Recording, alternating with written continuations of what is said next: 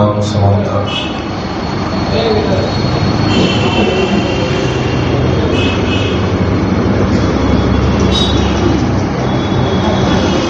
विदेहापरी चालवोनी प्रपंचा, मुमुक्षु जनाला जी अध्यात्म चर्चा, करोनी बहुलोक जे मिळविती, नमस्कार त्या ब्रह्मचैतन्य मूर्ती। जयाचा जनी जन्म नामार्थ झाला, जयाने सदावास नामात केला, जयाच्या मुखी सर्वदा नामकीर्ती, नमस्कार त्या ब्रह्मचैतन्य मूर्ती। सद्गुरुनाथ महाराज की जय। जय जय रघुवीर समर्थ श्रीराम। यं ब्रह्मा वरुणेन्द्र रुद्रमरुतस्तुन्वन्ति दिव्यैस्तवै, वेदैः साङ्गपदक्रमोपनिषदैर्गायन्ति यं सामगाः। ध्यानावस्थिततद्गतेन मनसा पश्यन्ति यं योगिनो, यस्यातन्न विदुःसुरासुरगणा, देवाय तस्मै नमः। महायोगपीठे तटे भीमरथ्या, वरं पुण्डरीकाय दातुं मुनीन्द्रैः, समागत्य तिष्ठन्तानन्दकन्दं, परब्रह्मलिङ्गं भजे पाण्डुरङ्गम्। अलंकापुरी पुण्यभूमि पवित्र, इथे नांदतो ज्ञानराजा सुपात्र। तया आठविता महापुण्यराशी, नमस्कार माझा श्री सद्गुरु ज्ञानेश्वरासी। पुंडलीकवरदा हरी विठ्ठल, श्री ज्ञानदेव तुकाराम। पंढरीनाथ महाराज की जय, सद्गुरुनाथ महाराज की जय। जय जय रघुवीर समर्थ। वसुदेवसुतं देवं कंसचाणूरमर्दनं, देवकी परमानन्दं कृष्णं वन्दे जगद्गुरुं। गोपाल कृष्ण महाराज की जय। राजाधिराज रामचंद्र महाराज की जय। पवन सुत हनुमान की जय। उमापति महादेव की जय। अम्बे मात की जय। दुर्गा मात की जय। संतोषी माते की जय। सब साधु संतन की जय। श्री अनंत कोटि ब्रह्मांड नायक राजाधिराज सच्चिदानंद सद्गुरु श्री ब्रह्म चैतन्य महाराज की जय। श्री ब्रह्मानंद महाराज की जय। जय जय रघुवीर समर्थ। श्री कृष्ण गोविंद हरे मुरारे, हे नाथ नारायण वासुदेवं। कृष्ण गोविंद हरे मुरारे, हे नाथ नारायण वासुदेवं। श्री कृष्ण गोविंद हरे मुरारे, हे नाथ नारायण वासुदेवं। कृष्ण गोविंद हरे मुरारे, हे नाथ नारायण वासुदेवं। प्रद्युम्न दामोदर विश्वनाथ, प्रद्युम्न दामोदर विश्वनाथ, प्रद्युम्न दामोदर विश्वनाथ। प्रद्युम्न दामोदर विश्वनाथ। नमामि राधे नमामि कृष्णं, नमामि राधे नमामि कृष्णं। नमामि राधे नमामि कृष्णं। नमामि राधे नमामि कृष्णं। श्री कृष्ण गोविंद हरे मुरारे, हे नाथ नारायण वासुदेवं। कृष्ण गोविंद हरे मुरारे, हे नाथ नारायण वासुदेवं। श्री कृष्ण गोविंद हरे मुरारे हे नाथ नारायण वासुदेवम कृष्ण गोविंद हरे मुरारी हे नाथ नारायण वासुदेव राधे कृष्ण राधे कृष्ण राधे राधे कृष्ण कृष्ण राधे कृष्ण राधे कृष्ण राधे राधे कृष्ण कृष्ण राधे कृष्ण राधे कृष्ण राधे राधे कृष्ण कृष्ण राधे कृष्ण राधे कृष्ण राधे राधे कृष्ण कृष्ण राधे कृष्ण राधे कृष्ण राधे राधे कृष्ण कृष्ण राधे कृष्ण राधे कृष्ण राधे राधे कृष्ण कृष्ण राधे कृष्ण राधे कृष्ण राधे राधे कृष्ण कृष्ण राधे कृष्ण राधे कृष्ण राधे राधे कृष्ण कृष्ण राधे कृष्ण राधे कृष्ण राधे राधे कृष्ण कृष्ण राधे कृष्ण राधे कृष्ण राधे राधे कृष्ण कृष्ण राधे कृष्ण राधे कृष्ण राधे राधे कृष्ण कृष्ण राधे कृष्ण राधे कृष्ण राधे राधे कृष्ण कृष्ण राधे कृष्ण राधे कृष्ण राधे राधे कृष्ण कृष्ण राधे कृष्ण राधे कृष्ण राधे राधे कृष्ण कृष्ण राधे कृष्ण राधे कृष्ण राधे राधे कृष्ण कृष्ण राधे कृष्ण राधे कृष्ण राधे राधे कृष्ण कृष्ण राधे कृष्ण राधे कृष्ण राधे राधे कृष्ण कृष्ण राधे कृष्ण राधे कृष्ण राधे राधे कृष्ण कृष्ण राधे कृष्ण राधे कृष्ण राधे राधे कृष्ण कृष्ण राधे कृष्ण राधे कृष्ण राधे राधे कृष्ण कृष्ण राधे कृष्ण राधे कृष्ण राधे राधे कृष्ण कृष्ण राधे कृष्ण राधे कृष्ण राधे राधे कृष्ण कृष्ण राधे कृष्ण राधे कृष्ण राधे राधे कृष्ण कृष्ण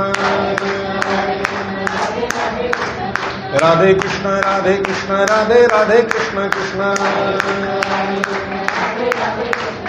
राधे कृष्ण राधे कृष्ण राधे राधे कृष्ण कृष्ण गोपाल कृष्ण महाराज की जय सद्गुरुनाथ महाराज की जय जय जय रघुवीर समर्थ राधे राधे राधे राधे राधे राधे प्रभु हरे कृष्ण जय सिया राम थोड़ा सा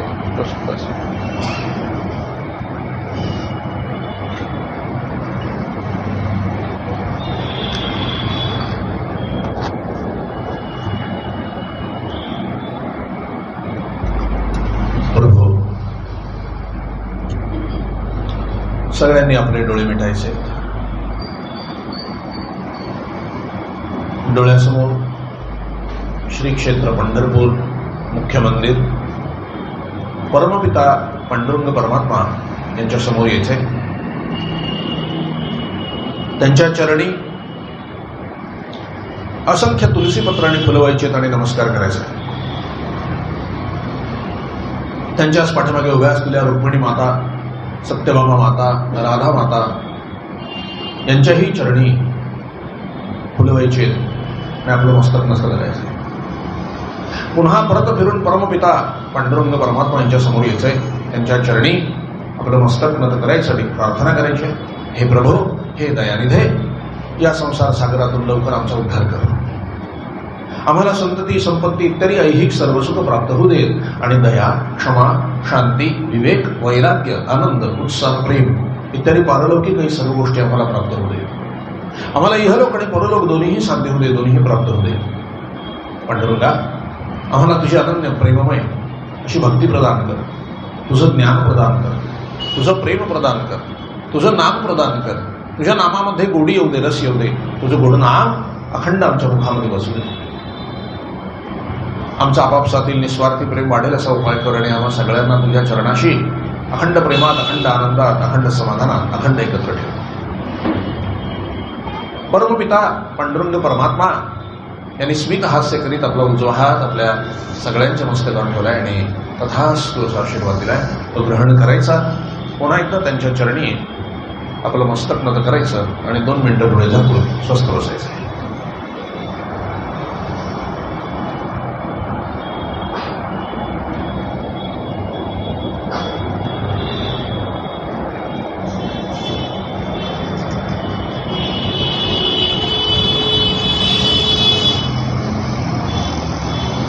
जानकी जीवन स्मरण जय जय राम. श्री सद्गुरुनाथ महाराज की जय. जय जय रघुवीर समर्थ श्रीराम. महावैष्णव संत भगवान श्री ब्रह्मचैतन्य महाराज, श्री ब्रह्मानंद महाराज आणि परम पवित्र अशी श्रीमद भागवत कथा ऐकण्याकरता जमलेले सर्वप्रिय भाविकजन,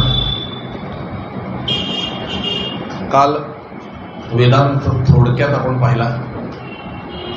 फार कमी वेळ आपल्याकडे होता म्हणून जितकं सांगता आलं त्या वेळेमध्ये मी सांगण्याचा प्रयत्न केला.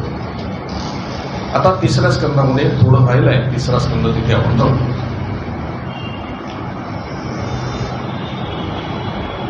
प्रथम सगुण पुरुष नारायण त्या पाण्यातून बाहेर पडला आणि नारायणातून ब्रह्मदेव त्याच्या नाभीतून कमल उमललं. कमलातून ब्रह्मदेव निघाले. ब्रह्मदेवाला भगवान विष्णूंनी तप करायला सांगितलं. तप केल्यानंतर चतुश्लोकी भागवताचा उपदेश केला आणि उपदेश केल्यानंतर सांगितलं की हे चतुश्लोकी भागवत लक्षात ठेव, म्हणजे तुला कुठेही कधीही मोह होणार नाही. आता तो सृष्टीची उत्पत्ती कर. तेव्हा ब्रह्मदेवाने निरनिराळ्या पद्धतीने सृष्टीची उत्पत्ती करायला सुरुवात केली. सप्तर्षी निर्माण केले, प्रजापती निर्माण केले. त्यानंतर अचानक सृष्टीची निर्मिती करता करता ब्रह्मदेवाचे डोळे क्रोधाने लाल झाले, भुवया उंचावल्या आणि 2 भुवयांच्या मधून अंगठ्या एवढा एक शिशु बाहेर पडला आणि तो रडतच होता. पाहता पाहता तो मोठा झाला आणि रुदनच करत होता, मला काहीतरी काम द्या, मला काहीतरी काम द्या, असं म्हणून रुदन करत होता. तो रुदन करत होता म्हणजे रडत होता म्हणून रुदन करत होता म्हणून रुद्र असं त्यांचं नाव ठेवलं. आदी भगवान देवादिदेव महादेव त्यांचा तो अंश म्हणून आकाराला आलेला भगवान शिवशंकर नेतो आहे रुद्र. ब्रह्मदेव, भगवान श्रीहरी, विष्णू आणि देवादिदेव महादेव. महादेव प्रकट झाले. त्यानंतर ब्रह्मर्षी वगैरे सगळे एक एक प्रजा ब्रह्मदेव निर्माण करत गेले. परंतु पाहिजे तशी अजून संख्या वाढत नव्हती. पाहिजे तेवढं जे प्रजा उत्पन्न करायची होती, सृष्टीची निर्मिती करायची होती, ती होत नव्हती. मग ब्रह्मदेवाला अचानक अशी प्रेरणा झाली की हे काही इतकं सोपं नाहीये प्रजा निर्मिती करणं. मैथुनातूनच प्रजा निर्मिती करणं सोपं जाईल, कारण सांसारिक लोक आता तेच करणार आहेत. म्हणून त्यांनी एक स्त्री आणि एक पुरुष अशी जोडी तयार केली. या पृथ्वीवरचा पहिला पुरुष जर कोण असेल तर तो स्वयंभू मनु आहे आणि त्यांची पत्नी शतरूपा. ही एक जोडी तयार झाली आणि त्यांना आज्ञा झाली त्या स्वयंभू मनुला की तुम्ही आता प्रजेची निर्मिती करा. या स्वयंभू मनु आणि शत्रुपा यांना 5 मुलं झाली. 2 मुलं आणि 3 मुली. त्यांची नावं काय? प्रियव्रत मुलगा, दुसरा मुलगा उत्तानपाद. या ही 2 मुलं आणि 3 मुली आकुती, देवहूती आणि प्रसूती. प्रियव्रत राजा म्हणजे पुढे ज्यांच्या वंशामध्ये जडभरत जन्माला आला ते आज आपल्याला पाहायचंय. उत्तानपाद ज्यांच्या घरी ध्रुव बाळ जन्माला आले ते. लक्षात आलं? हे प्रियव्रत आणि उत्तानपाद 2 मुलं आणि आकुती, देवहूती आणि प्रसूती या 3 मुली. आकुती रुचिक नावाच्या प्रजापतींना देण्यात आली, त्यांचा विवाह करून देण्यात आला. देवहूती कर्दम महर्षींना देण्यात आली आणि प्रसूती ही दक्ष प्रजापतीला देण्यात आली. ह्या सगळ्यांनी जी पुढे प्रजा निर्माण केली आहे ती एवढी झाली की त्याने अख्खी पृथ्वी भरून गेली. दक्षालाच म्हणे 60,000 मुलं आणि 40,000 मुली होत्या. लक्षात घ्या. सॉरी, क्षमा करा, चुकलो. 60 लाख आणि 40 लाख असं पण आहे काही काही ठिकाणी, आणि काही ठिकाणी 60,000 आणि 40,000 असं आहे. त्यात कारण आहे, पुढे मी सांगेन. आता जसं आपण पुढे जाऊ तसं सांगेन. आता ही जी प्रसूती आहे ती राजा दक्षाला, दक्ष नावाचा जो प्रजापती आहे त्यांना देण्यात आली. त्यांना सांगितल्याप्रमाणे 60,000 मुलं आणि 40,000 मुली झाल्या. त्यात शेवटून 3 मुली ज्या होत्या त्यांचं इतिहासात फार नाव आहे. शेवटून नंबर 3 ती आहे आदिती. शेवटून नंबर 2 ती आहे दिती. आणि सगळ्यात शेवटची आहे सती. आदिती जिने देवांना जन्म दिला, सगळ्या देवमाता आदिती. दिती जिचे पुत्र सर्व राक्षस झाले. हे राक्षस आणि देव हे सावत्र भाऊ आहेत बरं का, एकमेकांचे. आता मावशीची मुलंही म्हणू शकता तुम्ही. शत्रू बाहेरून येतच नाही, तो घरातच शत्रू निर्माण होत असतात. आपण कुठे बाहेर शोधायला जा नाही का. असो दिती आणि आदिती. आणि सगळ्यात लहान होती सती. सतीचा विवाह देवादिदेव महादेवांशी झाला हे आपल्याला माहिती आहे, पुढे पाहायचं आहे आपल्याला. आता या ठिकाणी शास्त्र लक्षात घ्या. आदितीच्या पोटी सगळे देव आहेत आणि दितीच्या पोटी सगळे राक्षस आहेत. आदिती म्हणजे अद्वैत, मी भगवंताचा आहे, अन्य कोणाचा नाही. म्हणजे इथे अद्वैत आहे, भगवंतामध्ये आणि माझ्यामध्ये एक रूपता आहे. अद्वैतीच्या पोटी देवच जन्माला येतात, म्हणजे संत होतात. दिती म्हणजे 2, जिथे 2पणाचा व्यवहार आहे तिथे सगळे राक्षस असतात. मी आणि तू, माझं तुझं, माझं तुझं, मी आणि तू. लक्षात आलं, हे द्वैत आहे, हे सांकेतिक आहे थोडस. आणि सती, सती म्हणजे सर्वस्वी त्याग. तिथे देवादिदेव महादेवच असतात. तिथे विद्या उत्पन्न होते, गणेश, कार्तिक उत्पन्न होतात, सेनापती सगळं सांभाळणारे. लक्षात घ्या काय आहे. म्हणून कसं आहे, तीच सती पुढे पार्वती झाली ना. मग सतीच्याच सती म्हणजे त्याग. सती जो त्याग करेल त्यालाच देवादिदेव महादेवांची प्राप्ती होईल, असा त्याचा अर्थ आहे. त्याग कसला? सर्व अवगुणांचा त्याग. आता ही दिती आदिती हे जे सगळ्या पुढच्या 7 होत्या, म्हणजे सती सोडून वरच्या 7 खालच्या, या कश्यप नावांच्या ऋषींना पत्नी म्हणून देण्यात आलेल्या होत्या. या सगळ्या कश्यप ऋषींच्या पत्नी होत्या. कश्यप ऋषी कोण होते? भगवान श्रीहरीचे अवतार, अंश अवतार. तेव्हा ही दिती काय म्हणाली भगवंतांना, कश्यप महर्षींना, की प्रभू मला तुमच्यासारखा मुलगा हवाय, तेव्हा आपण माझी इच्छा पुरवा. तेव्हा कश्यप महर्षी काय म्हणाले, बाई ग, आता सायंकाळची वेळ आहे.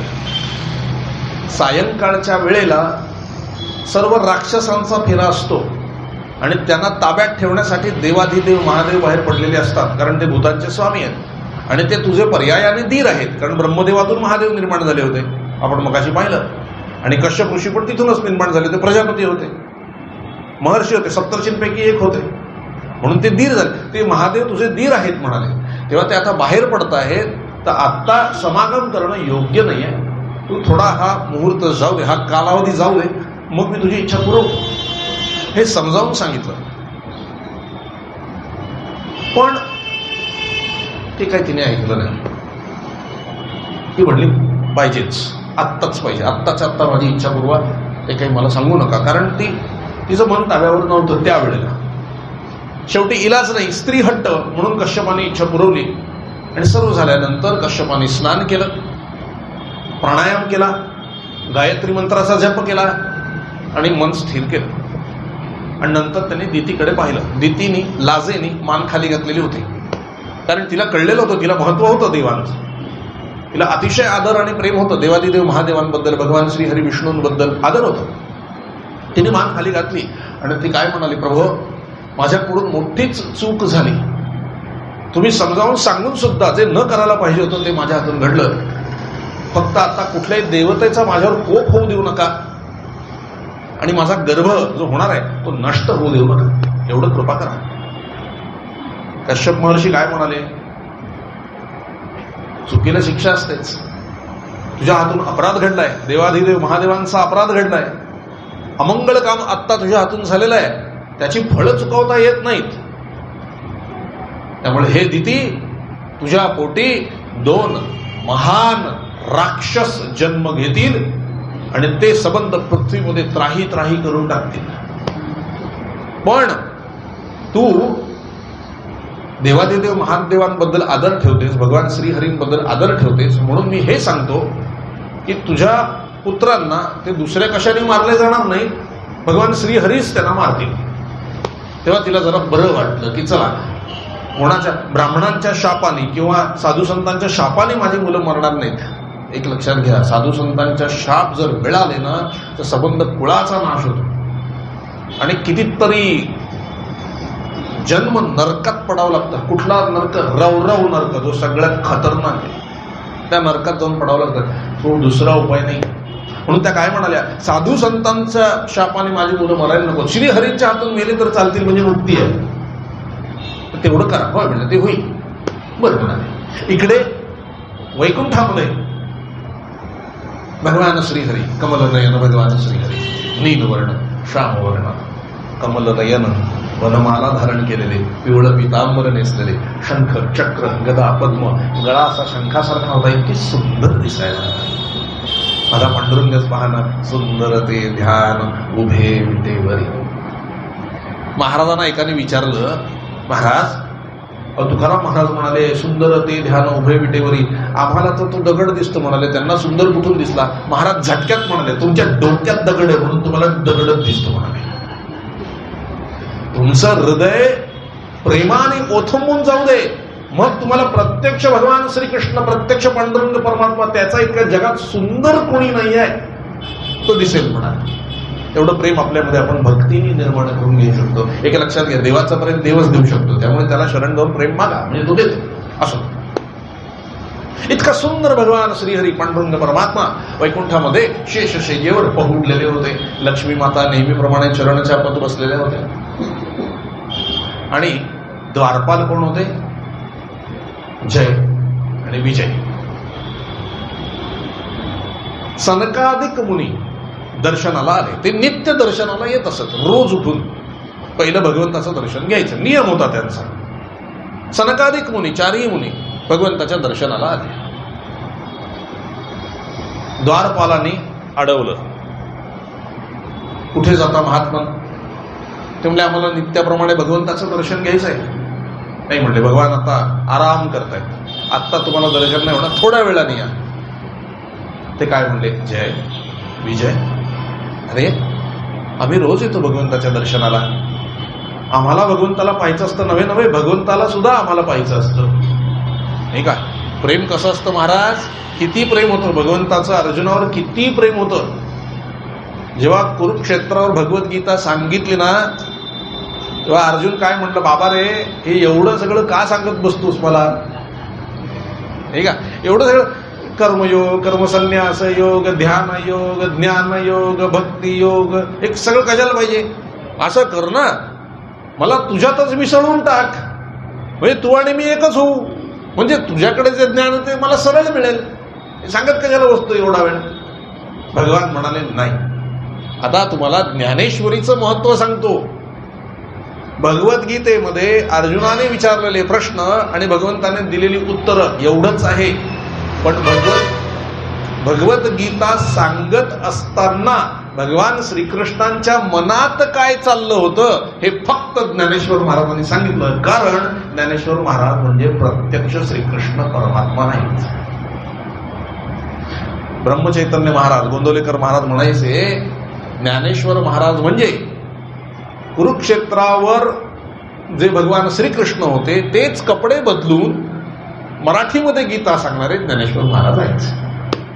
विचार घ्या, आपण माऊलींना काही सामान्य समजायचं कारण नाही. महाविष्णूंचा अवतार सखा माझा ज्ञानेश्वर. त्या माऊलीने असं लिहिलंय, ज्या वेळेला अर्जुन असं म्हणाला की हे सगळं ज्ञान कशाला सांगतोस मला आणि तू आणि मी एक करून टाक, त्यावेळेला मनात म्हणाले भगवान श्रीकृष्ण म्हणले, अरे वेड्या, तुला जर मी मीच केला तर मग मी खेळावं कोणाशी? आम्ही पाहावं कोणाला? आम्ही लाड कोणाचे करावे?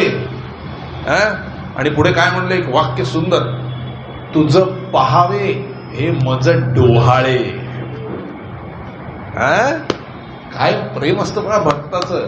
तुझं पहावे हे मज डोहाळे. भगवंताला डोहाळे कसले? भक्ताला पाहण्यासाठी. म्हणून भगवंताला विचारलं ना, चार हात का बाबा तुला? दोवरी दोन्ही भुजालो घेऊनी, अलिंगया वाचवणी तयाचे अंग. भक्ताला मिठी मारायला मला 2 हात सुद्धा कमी पडले म्हणून 4 हात घेऊन आलो. समाधान होत नाही. असं आहे, इतकं प्रेम असतं भगवंताचं. असा हा परमात्मा. ते सनातन ऋषी सनकादिक महामुनी हेच सांगतात की अरे आम्ही येतो दर्शनाला, त्यालाही आमचं दर्शन पाहिजे असतं, म्हणून आम्ही नित्य येतो इथं, आणि तू काय अडवतोस आम्हाला? भगवंत बरोबर दर्शन दिलं, मला काय द्यायचं ते नाही. काय म्हणले सनक हे जय विजय, कुणी आत जायचं आणि कुणी नाही हे आम्ही ठरवणार. आला का मी? बघा हा, आता प्रश्न असा आहे, एवढी वर्ष सेवा तिथे जय आणि विजय करतायत, वैकुंठात आहेत, भगवंताच्या जवळ आहेत, तरी अहंकार कसा? अहो अभिमान झालाच कसा?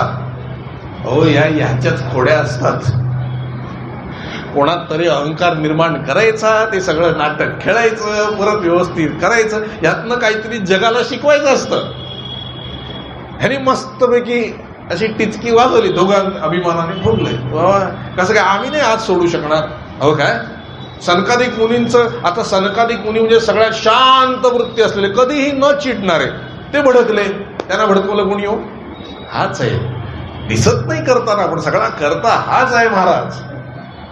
नाटक हो काय सांगायचं, आणि भडकवलं.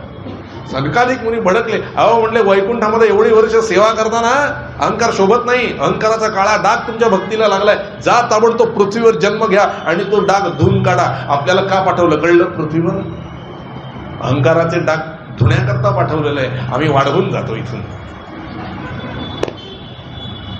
धुवायला पाठवलं इथं. आणि त्याप्रमाणे ते म्हणते जा पृथ्वीवर जन्म घ्या आणि अहंकाराचा डाग धुवून काढा. अहंकाराचा डाग कसा जाईल? साधू संतांची सेवा करा, जाऊन जा ताबडतोब पळा. 7 जन्म लागतील म्हणाले, जा 7 जन्म पृथ्वीवरती. आणि शाप दिला, 7 जन्म पृथ्वीवर जन्म घ्यावा लागेल. घाबरले सनकादिक. शाप मिळाल्यावर सगळा अहंकार उतरला ताबडतोब. बापरे, 7 जन्म पृथ्वीवर म्हणजे भगवंतापासून 7 जन्माचा वियोग. त्राहिमाम त्राहिमाम. ताबडतोब भगवान धावत आले आतून, वैकुंठातून. पिवळं पितांबर नेसलेले, शंख चक्र गदा पद्म, सुंदर ते ध्यान, फुलं फुलं घेऊन. अरे हे काय झालं? म्हणजे महाराज आम्हाला शाप दिला, तुमच्या दर्शनाला आम्ही येणार होते, ते त्यांनी आम्हाला शाप दिला. भगवंताने हात जोडले. कोणाला? सनकादिक मुनींना. प्रभो बघा हा कसं बोलतो पहा. प्रभो तुम्ही आमचे भगवान आहात का? नाही आहे तो सोपाय का? तुम्ही आमचे भगवान आहात, आम्ही तुम्हालाच डोक्यावर घेऊन मिरवतो, तुम्ही आहात म्हणून आम्हाला लोक विचारतात. कसा लबाड आहे पहा. अहो तुम्ही आहात, तुमच्यासारखे भक्त मंडळी आहेत म्हणून लोक आम्हाला विचारतात. असा आम्हाला कोण विचारतो?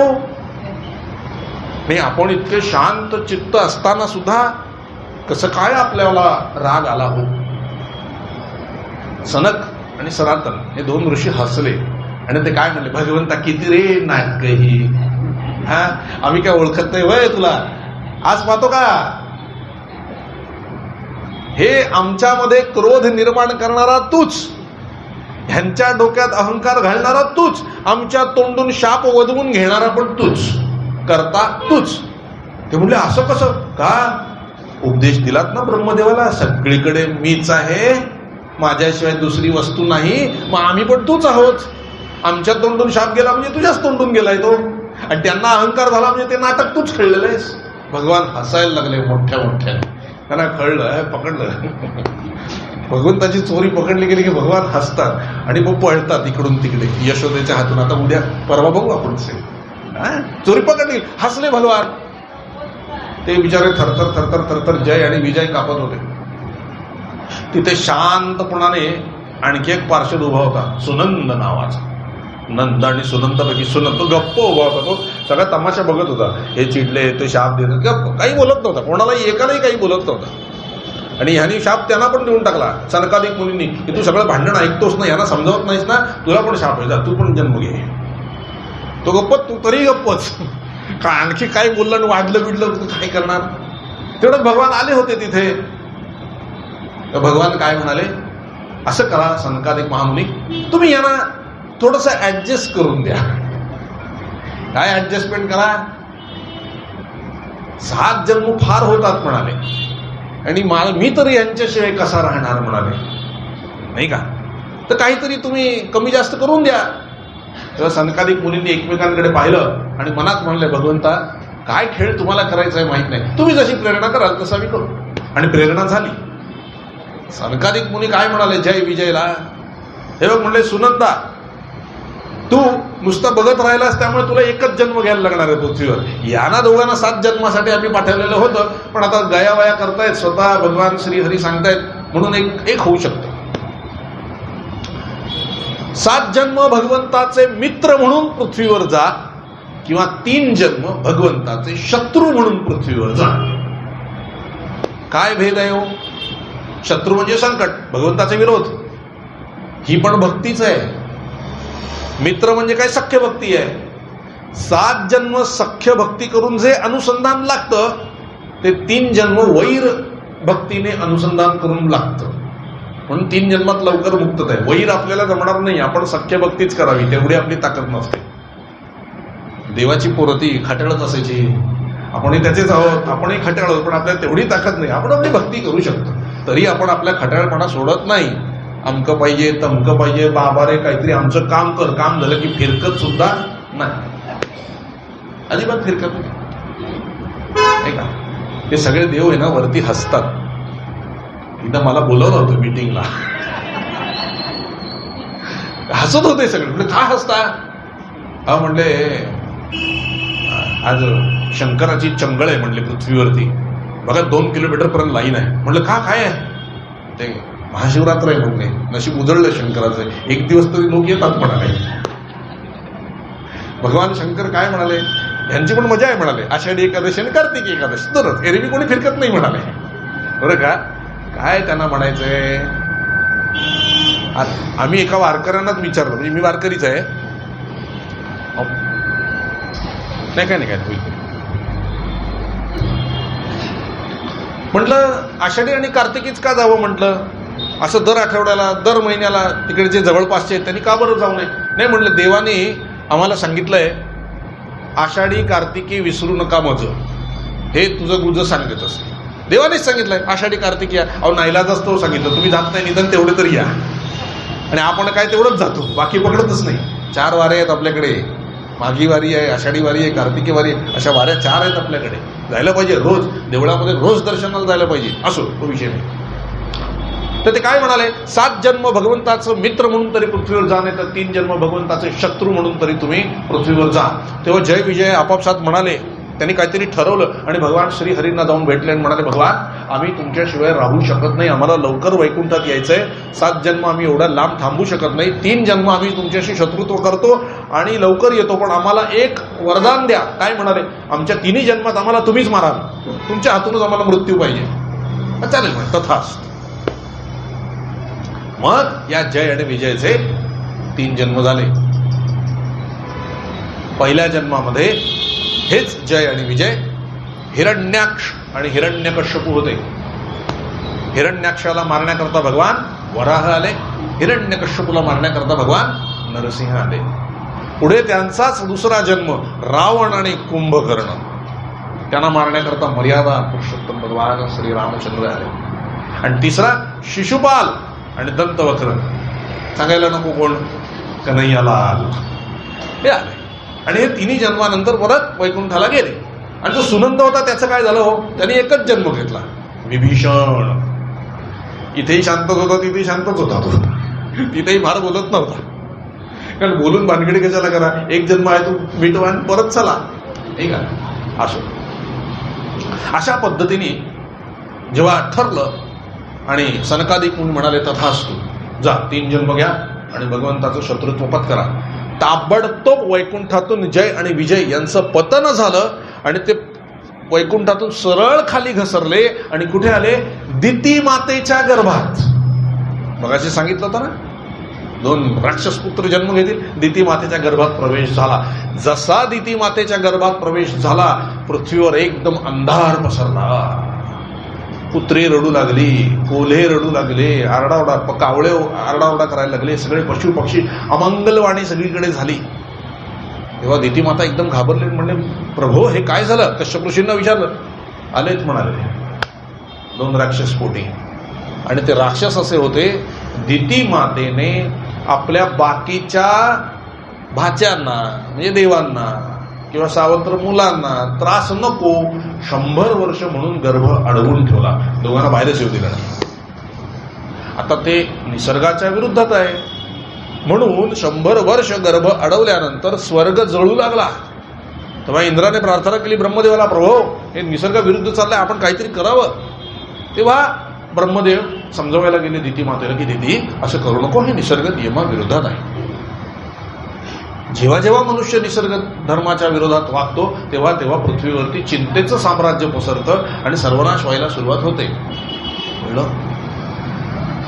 त्याप्रमाणे दिती मातेने गर्भ मोकळा केला आणि त्या दोन्ही मुलांनी जन्म घेतला आणि जन्मतःच ते आकाशा एवढे प्रचंड मोठे झाले आणि एकदम दात ओठ चावून आरडाओरडा करू लागले आणि विकट हास्य करायला लागले.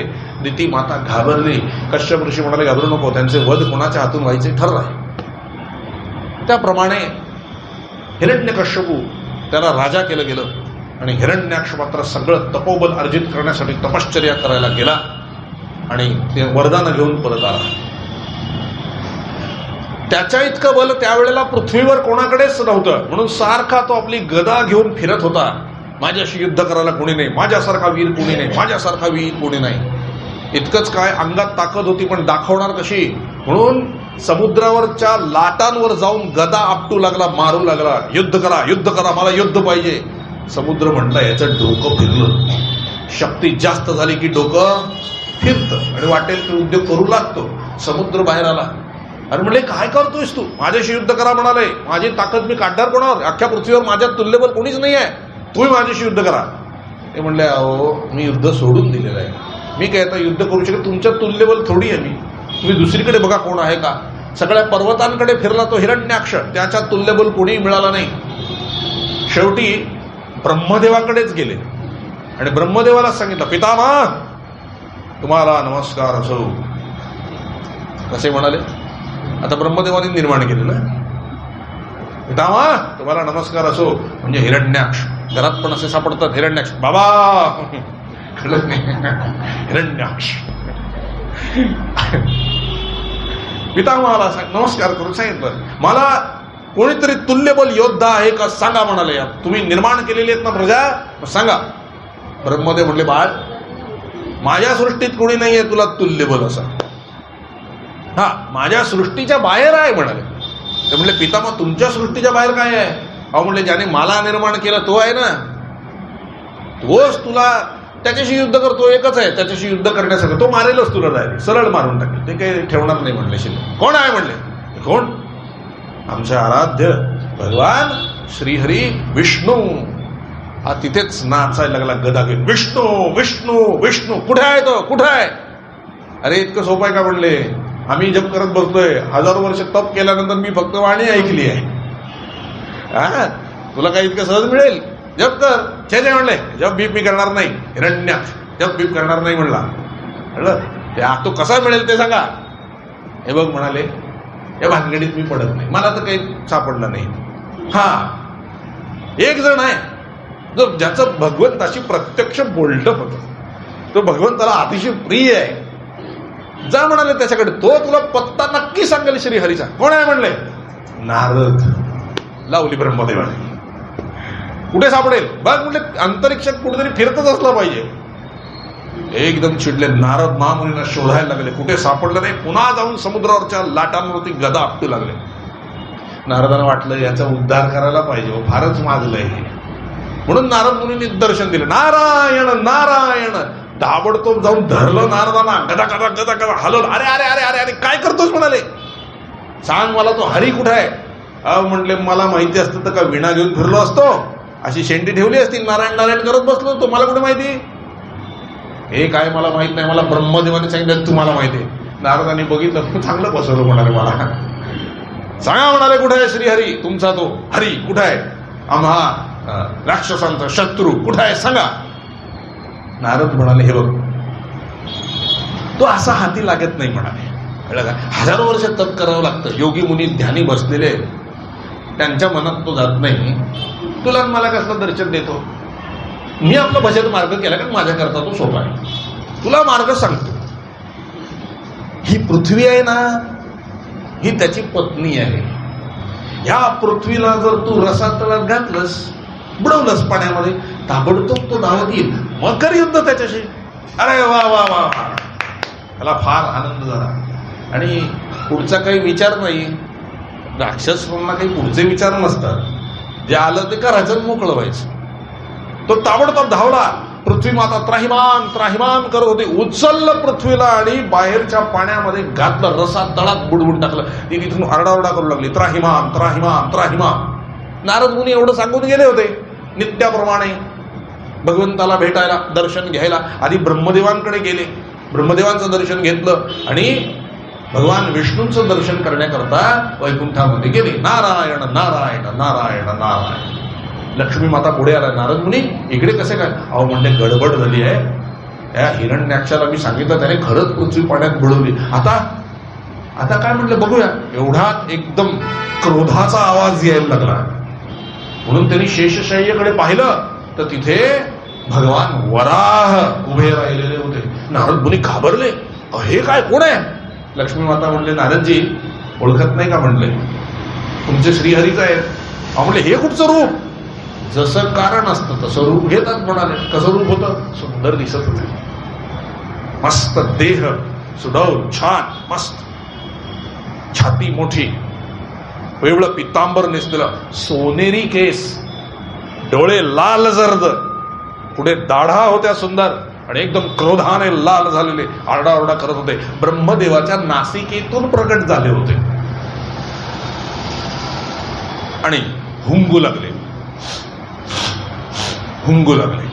तेव्हा नारद मुनी म्हणले, हे काय करतायत? अहो पृथ्वीचा शोध घेत आहेत, वराह आहेत ना, कळलं की नाही? आणि मग भगवान वराह तिथून निघाले. नारदाने नमस्कार केला. आता दैत्याचा उद्धार होणार. निघाले भगवान वराह आणि एकदम आरडाओरडा करत, मान हलवत, पूर्ण त्या पाण्यामध्ये त्यांना पृथ्वी दिसली. सरळ पाण्यात गेले खाली. पृथ्वीला आपल्या दाढेवर घेतलं आणि वर येत होते समुद्रातून. तिथे हा उभाच होता, हिरण्याक्ष. अरे कोण आहेस तू? तू आहेस का? हरी, हे कुठचं पशुरूप घेतलं म्हणाले? काही दुसरा उद्योग जमत नाही का म्हणाले? सरळ सरळ माणसासारखं येत आहेत ना, हे काय पशुवृत्ती घेतली म्हणले? पशुरूप कशाला घेतलंय? भगवान काहीच बोलले नाही. तो टोमणे मारत होता हिरण्याक्ष.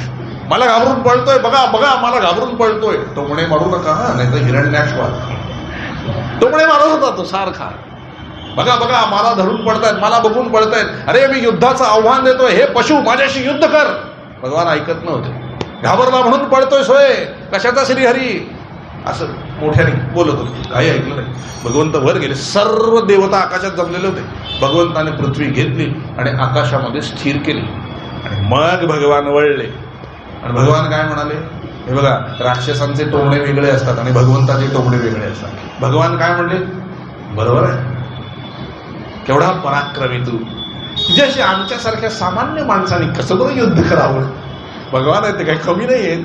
तुझ्या आमच्यासारख्या सामान्य माणसाने तुझ्याशी युद्ध कसं बरं करावं? कोणाला जीव धोक्यात घालायचा आहे जो तुझ्याशी युद्ध करेल.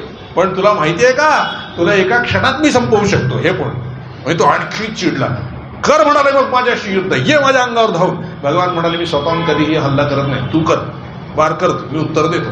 तो जो धावत आला त्याने गरगर गरगर गरगर गरगर गदा घेते भगवंताला मारायचा प्रयत्न केला. भगवंतानी आपली जी गदा होती त्या गदेने ती गदा अडवली आणि दोघांमध्ये तुंबळ युद्ध सुरू झालं. गारुडी ज्याप्रमाणे सापाला खेळवतो त्या पद्धतीने भगवान वराह या हिरण्याक्षाला खेळवू लागले. खूप युद्ध झालं. भगवान मध्येच त्याची अगदी छान प्रशंसा करत होते. अरे बाबा, काय छान, मस्त कौशल्य, छान आहे तुझं. असं करत करत त्याच्याशी युद्ध करत होते. एकदा तर त्याने असं कौशल्य दाखवलं की त्याने भगवान विष्णूंची म्हणजे भगवान वराहांची गदा उडवली. भगवंताने हातातनं सोडली हो, ती उडवतो आणि ती गदा पडल्याबरोबर भगवान म्हणाले, अरे वा, काय युद्ध कौशल्य म्हणाले, माझी गदा सुद्धा उडवलीस, शाबास म्हणाले, शाबास, फार म्हणाले मला. तो अहंकाराने अजूनच फुगला. तो म्हणला, आम्ही ज्यांच्या हातात शस्त्र नसतं त्यांना मारत नाही. उचल म्हणाले गदा. अरे वा, बरं झालं म्हणाले माझी गदा मला परत केली. भगवान बरं झालं म्हणाले मला माझी गदा परत केली, नाही तो माझा घातच झाला असता. भगवान ब्रह्मदेव वरती म्हणतात, काय नाटक चाललंय म्हणाले, लवकर संपवा. सगळे देव घाबरले. भगवान विष्णूने ती गदा घेतली, पुन्हा तुंबळ युद्ध सुरू झाला. पुन्हा आता भगवंतांनी त्याची गदा उडवली. तो घाबरला, काळजी करू नको, आम्ही पण निहत्यावर वार करत नाही. उचल म्हणाले गदा. फार तुंबळ युद्ध सुरू झालं. अंधार पडू लागला. ब्रह्मदेव घाबरत घाबरत म्हणाले, भगवान, रात्र होत चालली, रात्री निशाचरांची शक्ती वाढते, सगळे देव घाबरले, आपण कृपा करा आणि याचा वध करा. सगळे देव घाबरले, कठीण व्हायचं नाही तर. तेव्हा हसले भगवान वराह आणि त्याने ब्रह्मदेवाकडे पाहिलं आणि काय म्हणले, मनातून अशा नजरेने पाहिलं की ब्रह्मदेवांना ते कळलं काय म्हणायचंय ते. काय म्हटले, भगवान विसरलास का, चतुश्लोकी भागवत तो आणि मी एकच आहे. एक लक्षात घ्या,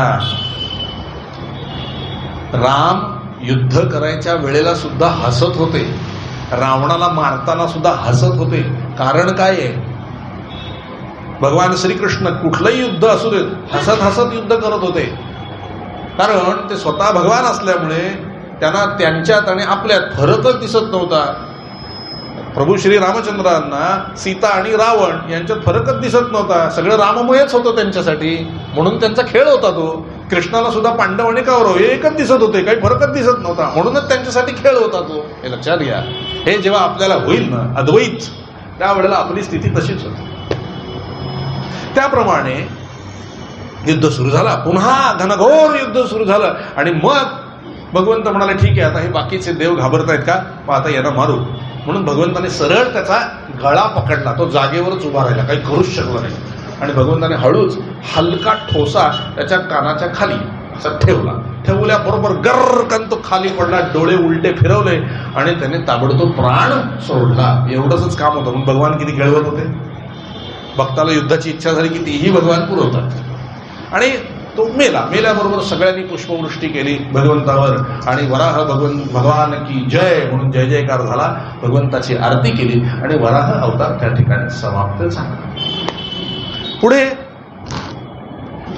ही जी देव होती कर्दम ऋषींना देण्यात आलेली होती, त्यांचा विवाह झाला आणि ते सृष्टीमध्ये फिरायला म्हणून निघाले. आता ऐकून ठेवा, फक्त जास्त सांगत नाही. या सृष्टीवरती विमानाचा शोध जर कुणी लावला असेल तर तो कर्दम ऋषींनी लावलेला आहे. आणि ती विमानं कशी होती, अख्खं मुंबई एका विमानामध्ये मावू शकेल, कल्याण डोंबिवली सकट. मोठे मोठे रस्ते, शहर, गाड्या, घोड्या सगळं एका विमानात. पाहिजे तसं ते वाढत होतं, पाहिजे तसं ते कमी होत होतं. अशा पद्धतीने आणि मंत्रावरती ते चालत होतं. नो पायलट, मंत्रावर चालत होतं ते. काय आपल्याकडे असली पाहिजे ताकद, मंत्रशक्ती. लक्षात घ्या, हे पहिलं विमान बनवणारे कर्दम महर्षी. ह्या कर्दम महर्षींचं लग्न देवहूती बरोबर झालेलं होतं. पूर्ण सृष्टी ते फिरले आणि त्यांना एक मुलगा झाला. तो भगवान श्रीहरी विष्णूंचाच अवतार कपिल महामुनी. कपिल महामुनींचा जन्म झाला. या कपिल महामुनींनी सांख्य शास्त्र प्रगट केलं. भगवद्गीतेमध्ये जो दुसरा अध्याय आहे सांख्ययोग, ते थोडक्यात दिलेलं आहे. ते हे सांख्यशास्त्र आहे, ते कपिल महामुनींनी प्रगट केलेलं आहे. सगळे झाल्यानंतर कर्दम ऋषी तपश्चर्येला निघून गेले. देवहूतीने विचारलं, प्रभू आपण तपश्चर्येला निघून चला, आता माझं काय? म्हणजे आता तुझा संसार झालेला आहे, आता मुलाबरोबर राहा. तू मुलाबरोबर राहिले. आणि देवहूती शेवटी म्हणाली की तू भगवान विष्णूच आहेस, मला माहिती आहे, माझा मुलगा म्हणून आलायस खरा, पण तू विष्णूच आहेस, मला आता कृतार्थ कर, आता मला ज्ञान दे, तुझी भक्ती दे. त्यावेळेला आईला बसवून, देवहूती मातेला बसवून कपिल महामुनींनी त्यांना ज्ञान दिलं, सांख्यशास्त्र सांगितलं. सांख्यशास्त्र सांगितल्याबरोबर, आत्मसात केल्याबरोबर त्यांना समाधी लागली आणि त्यांनी शरीर सोडलं आणि त्या मुक्त झाल्या. हे कुठे आहे स्थान? जिथे देवहूती मातेला भागवत सांगितलं, सांख्यशास्त्र सांगितलं आणि त्यांची मुक्ती झाली, ते स्थान आहे मातृगया. वडिलांचं जर श्राद्ध घालायचं असेल तर गयेला, आणि आईचं श्राद्ध घालायचं असेल तर मातृगयेला. पितृगया, मातृगया कुठे आहे? सिद्धपूर, गुजरात. ते स्थान आहे. तिथेही ते अजूनही तिथे मूर्ती आहे देवहूती मातेची आणि हे सांगतायत सांख्यशास्त्र कपिल महामुनी ते आहे, त्या स्थानावर सुद्धा महत्व आहे भागवताचं. त्यांनाही भागवत सांगूनच मुक्ती मिळालेली होती. असो, इथे 3रा अध्याय समाप्त होतो. आता 4थ्या अध्यायाला आपण सुरुवात करू. 4थ्या अध्यायामध्ये आलेलं आहे देवादिदेव महादेव यांचं चरित्र. आपण पाहिलं होतं दिती, आदिती आणि सती, या सती मातेचा विवाह भगवान शंकराशी झालेला होता. आता ब्रह्मदेवाने प्रजापती निर्माण केलेले होते, त्यामध्ये हा दक्ष पण होता. म्हणजे तो ब्रह्मदेवाचा काय झाला? मुलगा. ब्रह्मदेवामधूनच महादेवांचा जन्म झालेला होता. म्हणजे महादेव देखील नात्याने काय झाले? ब्रह्मदेवाचा मुलगा. म्हणजे दक्ष आणि शंकर कोण झाले? सख्खे भाऊ. अतिशय मानत होता दक्ष महादेवांना, कारण ते त्रिदेवांपैकी एक होते. भगवान विष्णू त्यांचं आराध्य दैवत होतं आणि भगवान शंकरांनाही मानत होते, पूजा करीत होते त्यांची. मग असं काय झालं की त्यांच्यामध्ये वैर निर्माण झालं. एक दिवस भगवान शंकर साधनाचं जर कोणी कळस असेल ना महाराज, या संबंध विश्वाचा जर गुरु कोणी असेल ना, महादेव आदिनाथ गुरु सकळ सिद्धांचा, सर्व सृष्टी गुरु कोण आहे? मुख्य गुरु भगवान शंकर, आणि त्यांचे गुरु भगवान श्रीहरी, आराध्य दैवत राम. महादेव एक दिवस तपश्चर्येला निघून गेले. ब्रह्मदेवाला म्हणाले मी आता काही कामं बिम करणार नाही म्हणाले. भगवान विष्णूंना म्हणाले मला परम वैराग्य प्राप्त झालेले, हे संहाराचं काम बी तुम्हीच बघा, मला काही करायचं नाही, मला तप करायचं आहे, तप करायची मला आवड आहे, मी तपासाठी चाललो. आणि निघून गेले जंगलात. बरीच वर्ष झाले महादेव बाहेर येईनात जंगलातून. तेव्हा चिंता पडली ब्रह्मदेवाला की सृष्टी मी निर्माण तर करतोय, पालन तर भगवान श्रीहरी करतात, पण तो विनाश होणं पण जरूर आहे ना, नाही तर संख्या वाढत गेली तर काय होईल? संपलं पण तर पाहिजे. आणि महादेवच निघून गेलेले आहेत म्हटल्यावर काय आता करणार? तेव्हा भगवान विष्णूंशी चर्चा केली. भगवान विष्णू म्हणाले काहीही करा, पण महादेवांना परत आणलं पाहिजे. त्यावेळेला ब्रह्मदेवाला 5 मुख होते, पंचमुखी होते ब्रह्मदेव. तेव्हा म्हणले मी असं काय करू की जेणेकरून देवादिदेव महादेव जंगलात बसलेले तपश्चर्येला ते परत येतील. तिथे जाऊन पुष्कळ हाका मारल्या त्यांना जवळ उभं राहून, तरी सुद्धा त्यांची समाधी उघडली नाही महादेवाची. महादेवाची समाधी उघडणं कठीण असतं. त्यावेळेला ब्रह्मदेवाने असं ठरवलं, वेद हे सर्व देवतांना पूज्य आहेत ना, मी वेदांचीच निंदा करतो, म्हणजे भगवान शंकर संतापतील आणि बाहेर तरी येतील, मग बोलणं करता येईल. बोलण्यासाठी बाहेर आले पाहिजे जंगलात ना. आणि इथे यथेच्छ निंदा वेदांची सुरू केली ब्रह्मदेवाने. वेद असेच आहेत, वेद तसेच आहेत, वेदांमध्ये काही अर्थ नाही, अमक नाही, तमक नाही, सुरू केलं. खाडकन जंगलात डोळे उघडले देवादिदेव महादेवांचे आणि क्रोधित झाले. आणि जंगलातूनच त्याने आवाज दिला, ब्रह्मदेव सावधान, आपण माझे शरीराने पिता असाल तरी मी महादेव आहे, लक्षात ठेवा. वेदांची निंदा मी सहन करणार नाही. आदिनाथ होते ना. ब्रह्मदेवाला वाटलं काम झालं. त्याने अजून निंदा करायला सुरुवात केली. संतापून देवादिदेव महादेव जंगलातून बाहेर आले त्रिशूल घेऊन आणि म्हणाले अजून तरी गप्प बसा, नाही तर हे त्रिशूल तुमच्यावर फेकीन. ब्रह्मदेवाने अजून निंदा करायला सुरुवात केली. महादेवाने त्रिशूल घेतलं आणि फेकलं ब्रह्मदेवाकडे, आणि ते 5वं मस्तक उडालं. आणि त्यांची 4 मस्तकं राहिली. चतुर्मुख ब्रह्मा, आधी 5 होती, ते 5वं उडवलं आणि त्रिशूल परत महादेवांच्या हातात आलं. तेव्हा भगवान श्रीहरी आणि ब्रह्मदेव प्रगट झाले आणि त्यांनी शंकरांना समजावून सांगितलं की सृष्टीचं कार्य थांबलंय, तुमच्याशिवाय ते कोण करणार आहे? ते करायला हवं. म्हणले साधना महत्वाची आहे. कर्तव्यात स्मरण, कर्तव्य करता करता साधना करा, म्हणजे ते तुमच्यावर सोपवलेलं काम आहे, ती सुद्धा भक्तीच आहे. तेव्हा देवादिदेव महादेव आपल्या जागेवर जाऊन बसले. पण ही गोष्ट कुणाला आवडली नाही? ब्रह्मदेवाचा जो मुलगा दक्ष, त्याला आवडली नाही. माझ्या वडिलांचं मस्तक उडवतो, माझ्या वडिलांचं मस्तक उडवतो. क्रोधाने लाल झाला. आणि दक्ष प्रजापती काय, यांच्यापैकी राग कुणालाच नाही, ब्रह्मदेवालाही नाही, विष्णूलाही नाही, शिवालाही नाही.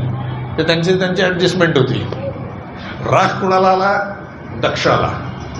तो म्हटला माझ्या वडिलांचं मस्तक उडवतो, ह्याची पूजा पृथ्वीवर मी बंद पाडेल. आणि म्हणून वैर निर्माण करून घेतलं देवादिदेव महादेवाशी, वैर निर्माण करून घेतलं. आणि सगळीकडे अपप्रचार आणि नावं ठेवायला लागले भगवान शंकरांना. तो असाच आहे, तो तसाच आहे, तो कपाळी आहे, काही धड अमंगळ आहे. त्याला आई नाही, वडील नाही, कसा राहतो, कुठेही खातो, कुठेही राहतो, कुठेही जेवतो, कुठेही झोपतो, असं सगळं विचित्र वर्णन भगवान शंकरांचे अपमानास्पद वर्णन तो करू लागला. दक्ष प्रजापती अनेकांनी समजावून सांगितलं अपमान करू नकोस. ब्रह्मदेवानी समजावून सांगितलं की ते आमचं ठरलेलं होतं, ती एक लीला होती. पितामह मला ते माहित नाही म्हटलं, मी त्यांच्याशी जन्मभर वैर ठेवणार. ठीक, तुझी इच्छा. मधल्या काळामध्ये सती मातेचा विवाह भगवान शिवशंकरांशी झालेला होता आणि देवांनी एक सभा भरवली होती. त्या सभेमध्ये सगळ्या देवांना आमंत्रण होतं, सगळे देव आलेले होते. मुख्य सिंहासन ब्रह्मदेव, भगवान श्रीहरी विष्णू आणि देवादिदेव महादेव यांना दिलेलं होतं. आणि थोड्या वेळाने अनेक ऋषी यज्ञ याग चालू होते त्या ठिकाणी. थोड्या वेळाने दक्ष प्रजापती आपल्या काही सहचार्यांसह त्या ठिकाणी आले. आल्याबरोबर सर्व सभेने उठून दक्ष प्रजापतींना नमस्कार केला. दक्ष प्रजापतींनी ब्रह्मदेवाला नमस्कार केला कारण पिता आहे. नंतर भगवान श्री हरींना नमस्कार केला कारण आराध्य दैवत आहे. आणि असे थांबले 2 मिनिटांनी, तिरक्या नजरेने महादेवांकडे पाहिलं. त्यांची अपेक्षा होती मी सासरा आहे आणि हा जावई आहे, याने उठून नमस्कार करायला पाहिजे, माझा अपमान करतोय. 2 मिनिटं पाहिले, महादेव उठलेच नाही. कारण महादेव आपल्याच मग्न, तिथे काय भाषण चाललंय महादेवांना काहीच घेणं देणं, ते आपल्या समाधीतच होते, उठले नाही. त्यामुळे अतिशय संतापलेला तो दक्ष त्या ठिकाणी महादेवाचा अपमान करू लागला.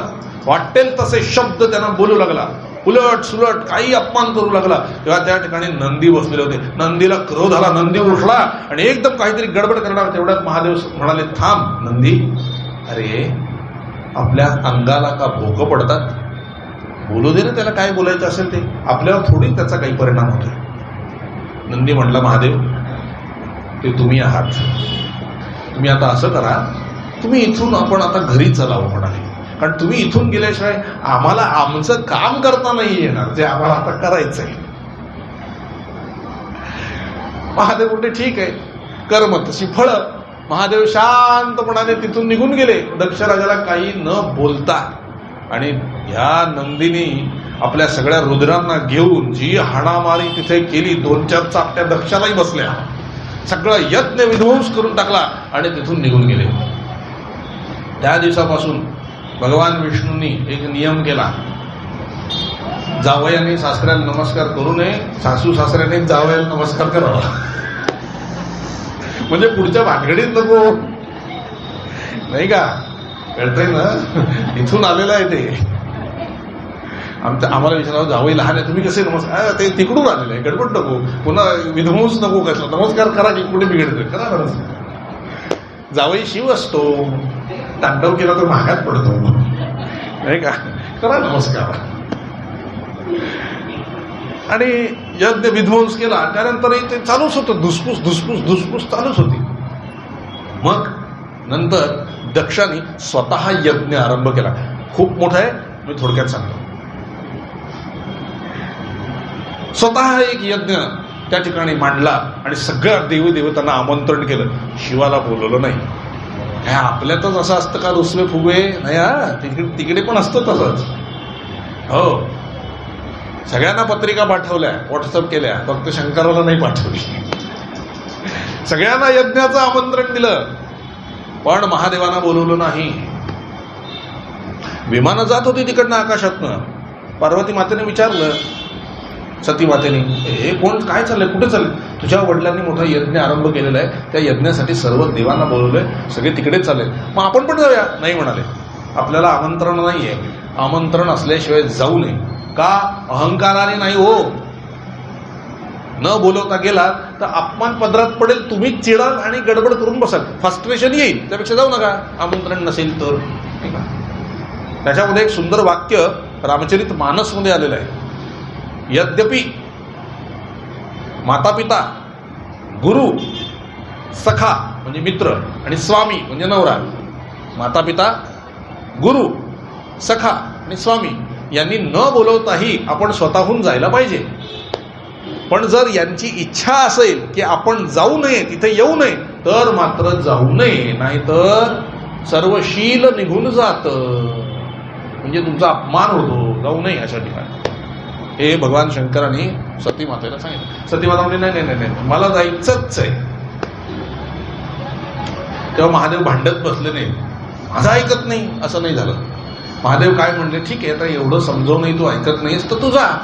म्हणजे प्रारब्धात हस्तक्षेप केला नाही. अहो काय ते नवरा बायको भांडतात आणि लग्नात जाऊन असे खोटे खोटे हसतात ना, ते कळतं कुठेतरी गडबड आहे, सांगत नाहीत ते. असो, पुष्कळ ठिकाणी बघितलेलं आहे मी ते. बघा, खरं हास्य असेल तर ते 2 मिनिटं तरी राहतं की नाही. असं करून गप बसले म्हणजे कळलं काहीतरी झालंय, कळलं काहीतरी झालेलंच असतं. असं म्हणतात आपल्या महाराष्ट्रात भांडण नाही ते लग्नच नाही म्हणतात. असो काय असू दे. आणि जायचंच आहे ना तुला, जातो. पण एक काम कर, मग मी पाठवतो नंदीला, तुझ्याबरोबर नंदीला घेऊन जा. म्हणजे काय, दक्ष प्रजापती तिकडे काहीतरी गडबड करेल, ही सती आहे, ही काही गप्प बसणार नाही, प्रकृती आहे ती, ही काहीतरी तिथे गडबड करणार, जगदंबा आहे, काहीतरी करणार, आवरायला पाहिजे ना कोणीतरी. म्हणून नंदीला सांगितलं, नंदी हिच्याबरोबर जा. नंदी म्हटला जशी आज्ञा. पण डोळ्याने विचारलं, मीच का, तुम्ही का नाही? म्हटलं सांगतो तेवढं कर, सांगतो तेवढं कर. म्हणजे सांगा तरी. अहो म्हणले, स्त्री संतापली तर नवऱ्याचं एक वेळा ऐकणार नाही, मुलांचं ऐकते. म्हणून तुझं तरी ऐकेल. तू घाबरलास ना तर तुझं ऐकेल, शांत होईल. मला शांत करायला फार वेळ लागेल, त्यामुळे तुझा ठीक आहे म्हणा.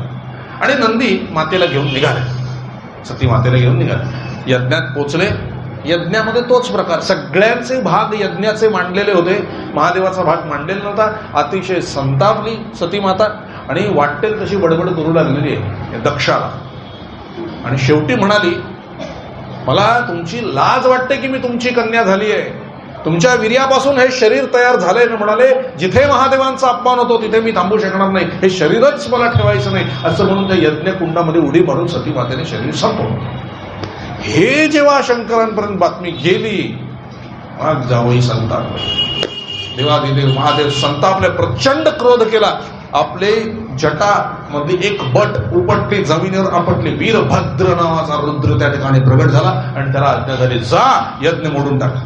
तो वीरभद्र निघाला, त्याने सगळा यज्ञ विध्वंस केला आणि दक्षाचं मुंडकच उडवलं. आता वीरभद्र शंकराचाच अंश होता, त्याची तलवार लागल्यामुळे स्पर्श झाला शंकराचा, त्यामुळे भक्ती शंकराची निर्माण झाली. पण प्रेत पडलेलं होतं, ते मुंडकच नव्हतं. शेवटी सर्व देवांनी प्रार्थना केली, महादेव आले आणि बकऱ्याचं तोंड लावलं त्याला आणि मग तो जिवंत झाला. आणि ओम नमः शिवाय, ओम नमः शिवाय, ओम नमः शिवाय, ओम नमः शिवाय सुरू झाली भक्ती. त्या वीरभद्राच्या स्पर्शाने महादेव भक्ती प्रगट झाली आणि त्यांना त्याची चूक पटली. पण नंतर महादेव तिथून निघून गेले. मग प्रभू श्री हरींच्या सांगण्यावरून सती मातेला जन्माला घातलं पर्वताच्या पोटी, हिमालयाच्या पोटी, पर्वताची मुलगी म्हणून पार्वती. आणि महादेवाला सांगितलं त्यांच्याशी विवाह करा. पार्वती माता आणि शंकरांचा विवाह झाला आणि कार्तिक स्वामी आणि गणेश यांचा जन्म झाला.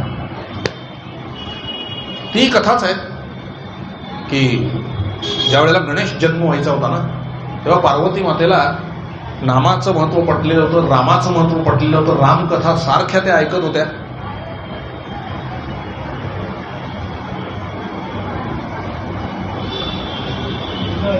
आणि सतत रामकथा ऐकत होत्या. म्हणून त्यांनी सहज रामाला प्रार्थना केली की रामा, हे तुझे परमप्रिय भक्त आहेत आणि मी यांची भक्त आहे, त्यामुळे मला तुम्ही आवडता, तुम्ही मला पुत्र रूपाने प्राप्त व्हाल का? प्रभू श्री रामचंद्र पार्वती मातेसमोर उभे राहिले, प्रगट झाले.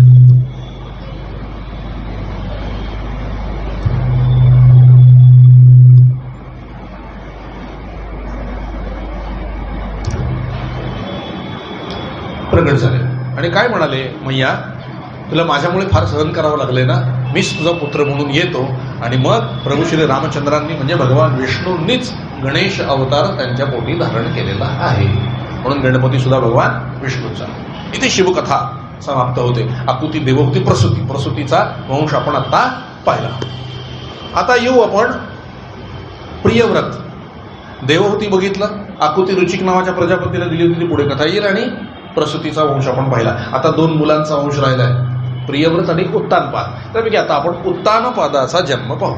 उत्तानपाद नावाचा राजा, त्याला 2 राण्या. सुरुची आणि सुनीती, एक आवडती एक नावडती आहे ना. आवडती आणि नावडती काय आहे हे तत्वज्ञान आहे याच्यामध्ये. आवडती बायको कोणती होती? सुरुची.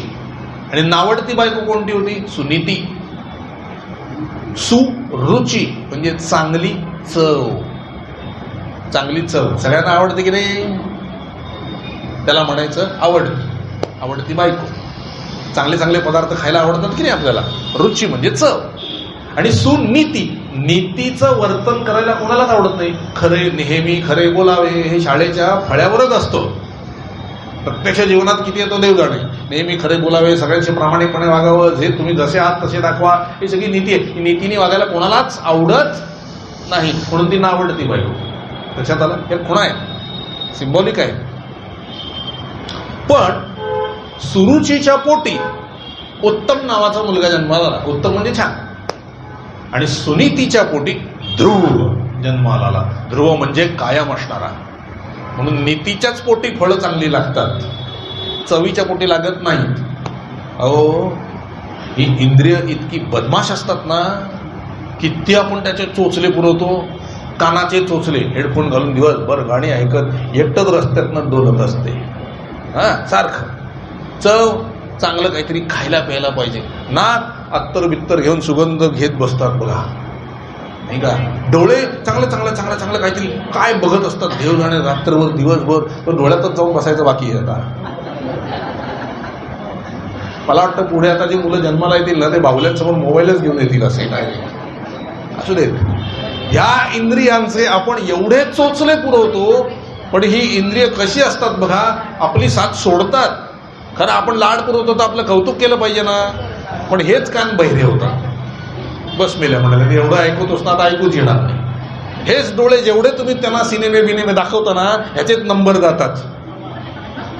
कळलं का? दिसत नाही. मग ही जीभ एवढे चोचले तुम्ही देता ना त्यांना, काय चमचमीत खायला, घ्या डायबिटीस, घ्या ब्लड प्रेशर, घ्या आमकन तमकन, घ्या सगळं तुमच्याकडे पुरवले ना चोचले. हे असे ज्यांचं करावं भलं ते म्हणतात. म्हणून हे साधू जे असतात ना, ते इंद्रिय अशी ताब्यात ठेवतात. मागतोयस का? मिळणार नाही. मिळणार चांगलं चांगलं खायचंय, मुळीच देणार नाही. मग केव्हा देणार? इंटरेस्ट नसला की मिळतो. मग ते आपण फार खात नाही, ते थोडंसं बेताने खातो. बेताने खाल्लं की तब्येत चांगली राहते, नाही का? सांगायचं तात्पर्य सुरुची आणि सुनीती.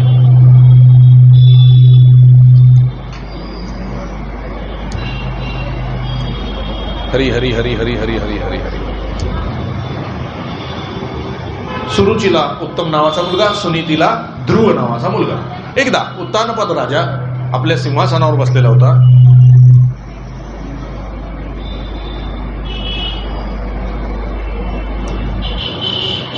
आणि त्या राजाच्या मांडीवर त्याचा मुलगा उत्तम बसलेला होता.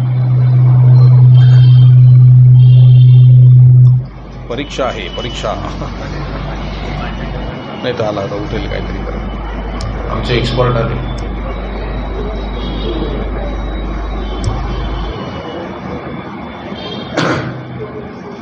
श्रीराम श्रीराम श्रीराम. बस बस बस, थोडं हमिंग साऊंड कमी कर.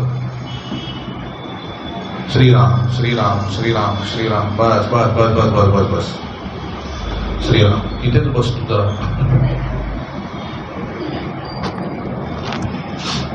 आणि सिंहासनावर बसलेला असताना तो उत्तम मांडीवर बसलेला होता. ध्रुवालाही वाटलं आपण आपल्या वडिलांच्या मांडीवर जाऊन बसायला पाहिजे, म्हणून तो धावत जाऊन आपल्या वडिलांच्या मांडीवर बसला. बसल्याबरोबर बाजूला सुरुची उभी होती. खासकन खेचला त्याला खाली. उतार म्हणलं. का आई, काय झालं? हे बघ, त्यांच्या मांडीवर बसायचं असेल तर माझ्या पोटी जन्म घ्यायला लागेल, असं बसता येणार नाही. तो बिचारा रडायला लागला आणि गेला आपल्या आईकडे, सुनीतीकडे गेला. आणि सुनीतीने सांगितलं असं असं सगळं घडलं. सुनीतीच्याही डोळ्यामध्ये पाणी आलं. पण सुनीतीने उपदेश काय केला? आत्ता मी भागवतामध्ये एक वाक्य अंडरलाईन करून आलो येताना.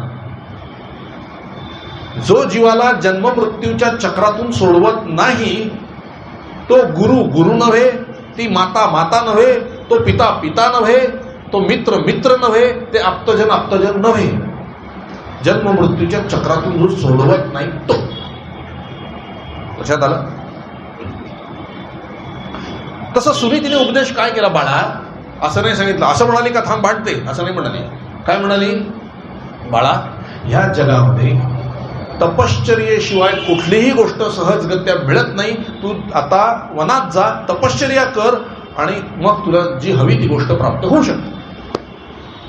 आईला नमस्कार केला, पहिला गुरु आई नमस्कार केला आणि ताबडतोब वनामध्ये गेले आणि वनामध्ये झाडाखाली बसले. तपश्चर्या कशी करायची माहिती नाही.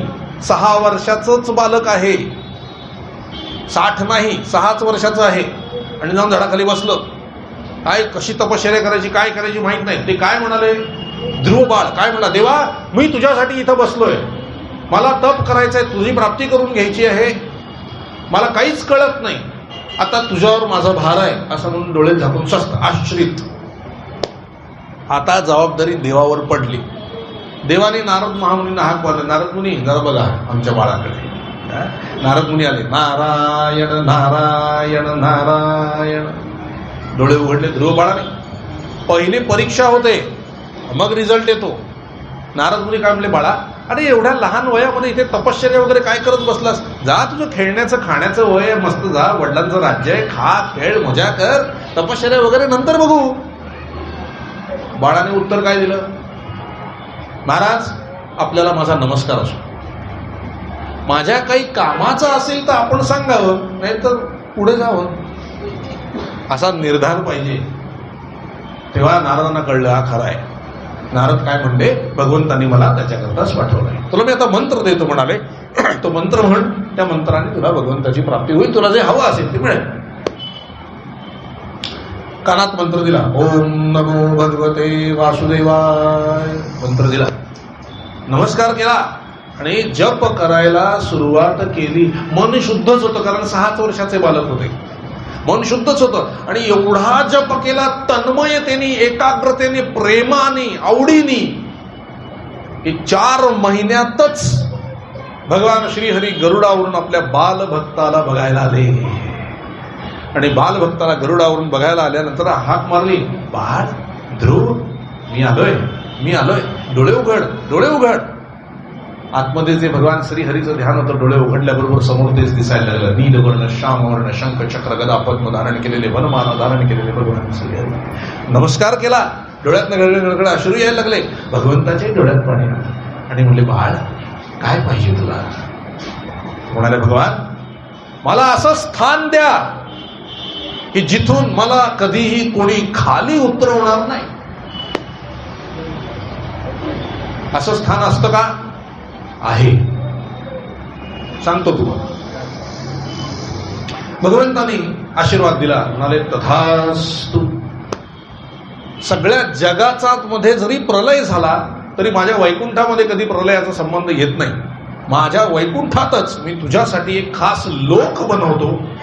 जे भक्ती करतील ते त्यांना मृत्यूनंतर त्या लोकात प्रवेश मिळेल आणि त्या लोकाचा तू राजा असशील. त्या लोकाचं नाव तुझ्यावरूनच मी ठेवतो, ध्रुव लोक. ते तुला मिळेल. आता तू घरी जा, राज्य कर, संपूर्ण राज्याचा उपभोग घे, मग तुला घ्यायला विमान येईल आणि मग तू ध्रुव लोकाला येशील. तेव्हा प्रसन्न झालेले भगवान ध्रुव, भक्त ध्रुव, त्यांनी नमस्कार केला भगवंताला. भगवान अंतर्धान झाले आणि निघून गेले. निघून गेल्यानंतर मी काय म्हणतोय पहा, तुम्ही जर का भक्ती केली, अखंड नामाला लागला, तर तुम्हाला उचित योग्य स्थान इहलोक आणि परलोक दोन्हीही प्राप्त होतं. माझं झालंय का? हो, हे स्थान व्यासपीठ मला मिळालंय. व्यासपीठ हे राजसत्तेपेक्षा मोठं असतं, कारण व्यासपीठावरून राजसत्तेला आदेश मिळतात. आता ते राहिलेलं नाही किंवा ऐक झालं तर कल्याणच होईल. अशा व्यासपीठावरती नामस्मरणाने तुम्हाला भक्तीने जागा मिळते. हे पृथ्वीवरचं आहे, तिथलं तर सोडूनच द्या. तुकाराम महाराज म्हणाले, आम्ही येथे भिकारी परी वैकुंठाचे अधिकारी. अधिकारवाणीने सांगता आलं पाहिजे, असो. आणि ते स्थान प्राप्त होतं. आम्ही कितीतरी पाहिलेले आहेत, काही केलेलं नाही, केवळ जप करत बसलेले आहेत, नामस्मरण करत बसलेले आहेत, आणि काही ठराविक संख्या पार झाली की एक स्थान त्यांना प्राप्त होतं प्रत्येकाला. आणि मग त्यांना मार्ग दाखवण्यासाठी नेमलं जातं की आता तुम्ही मार्ग दाखवा. जे तुम्हाला माहिती आहे ते सांगा. जे जे आपण असे ठावे ते ते इतरांशी सांगावे. शहाणे करून सोडावे सकळ जन. हे वाक्य आधी ज्ञानेश्वरीत आलेलं आहे, नंतर दासबोधात आलेलं आहे. दोन्ही ठिकाणी हे वाक्य आधी ज्ञानेश्वरीत आलंय, नंतर दासबोधामध्ये आलं. असो, ध्रुव बाळ घरी परतले आणि त्यांना कळलं की ध्रुव बाळाला आत्मसाक्षात्कार झालेला आहे, भगवंताची भेट झालेली आहे, म्हणून सगळे उत्सुक होते त्यांचं स्वागत करण्याकरता. प्रेमाने त्यांचं स्वागत केलं, हार फुलं उधळली आणि तिथे त्यांना राहायला सांगितलं. उत्तानपाद राजा अतिशय प्रसन्न झाला. कालांतराने उत्तानपाद राजा गेला, सुनीतीही गेली आणि उत्तम नावाचा मुलगा शिकारीला गेला होता, तो मारला गेला. त्या धक्क्याने आई वेडी झाली सुरूची आणि तिनेही विहिरीत उडी टाकून जीव दिला. आपल्या भावाचा वध कुणी केला त्याचा सूड घेण्याकरता ध्रुव बाळ रथामध्ये सज्ज होऊन गंधर्व नगरीवर निघाले. कारण गंधर्वाने हल्ला केला होता. एकटेच निघाले सर्व शस्त्रास्त्र घेऊन आणि गंधर्व नगरीवर त्यांनी हल्ला चढवला. अनेक बाण सोडले. सगळे गंधर्वही एकत्र आले ध्रुवाला मारण्याकरता आणि सगळ्यांनी बाण सोडले. बाणांनी ध्रुव झाकला गेला, पण एका क्षणार्ध तसा बाण सोडला की सगळे बाण छिन्न विच्छिन्न करून ध्रुव, सूर्य जसा तळपतो तसं ध्रुव तळपू लागले आणि बाणांनी एक एक गंधर्व मारायला सुरुवात केली. अनेक गंधर्वांचा त्यांनी नाश केला आणि आता गंधर्व घाबरले, त्राहिमाम त्राहिमाम ओरडू लागले. तेवढ्यात या गंधर्वांचा जो अधिपती आहे कुबेर, तो आला. त्याने या ध्रुव बाळाचे आजोबा स्वयंभू म्हणून त्यांना तर बरोबर घेऊन आले आणि दोघं जणांनी ध्रुव बाळाला सांगितलं की बाळ, तू साधू आहेस, तू संत आहेस, तू अशा प्रकारे हिंसा करता कामा नये. जे झालं ते भगवंताची इच्छा समजून सोडलं पाहिजे.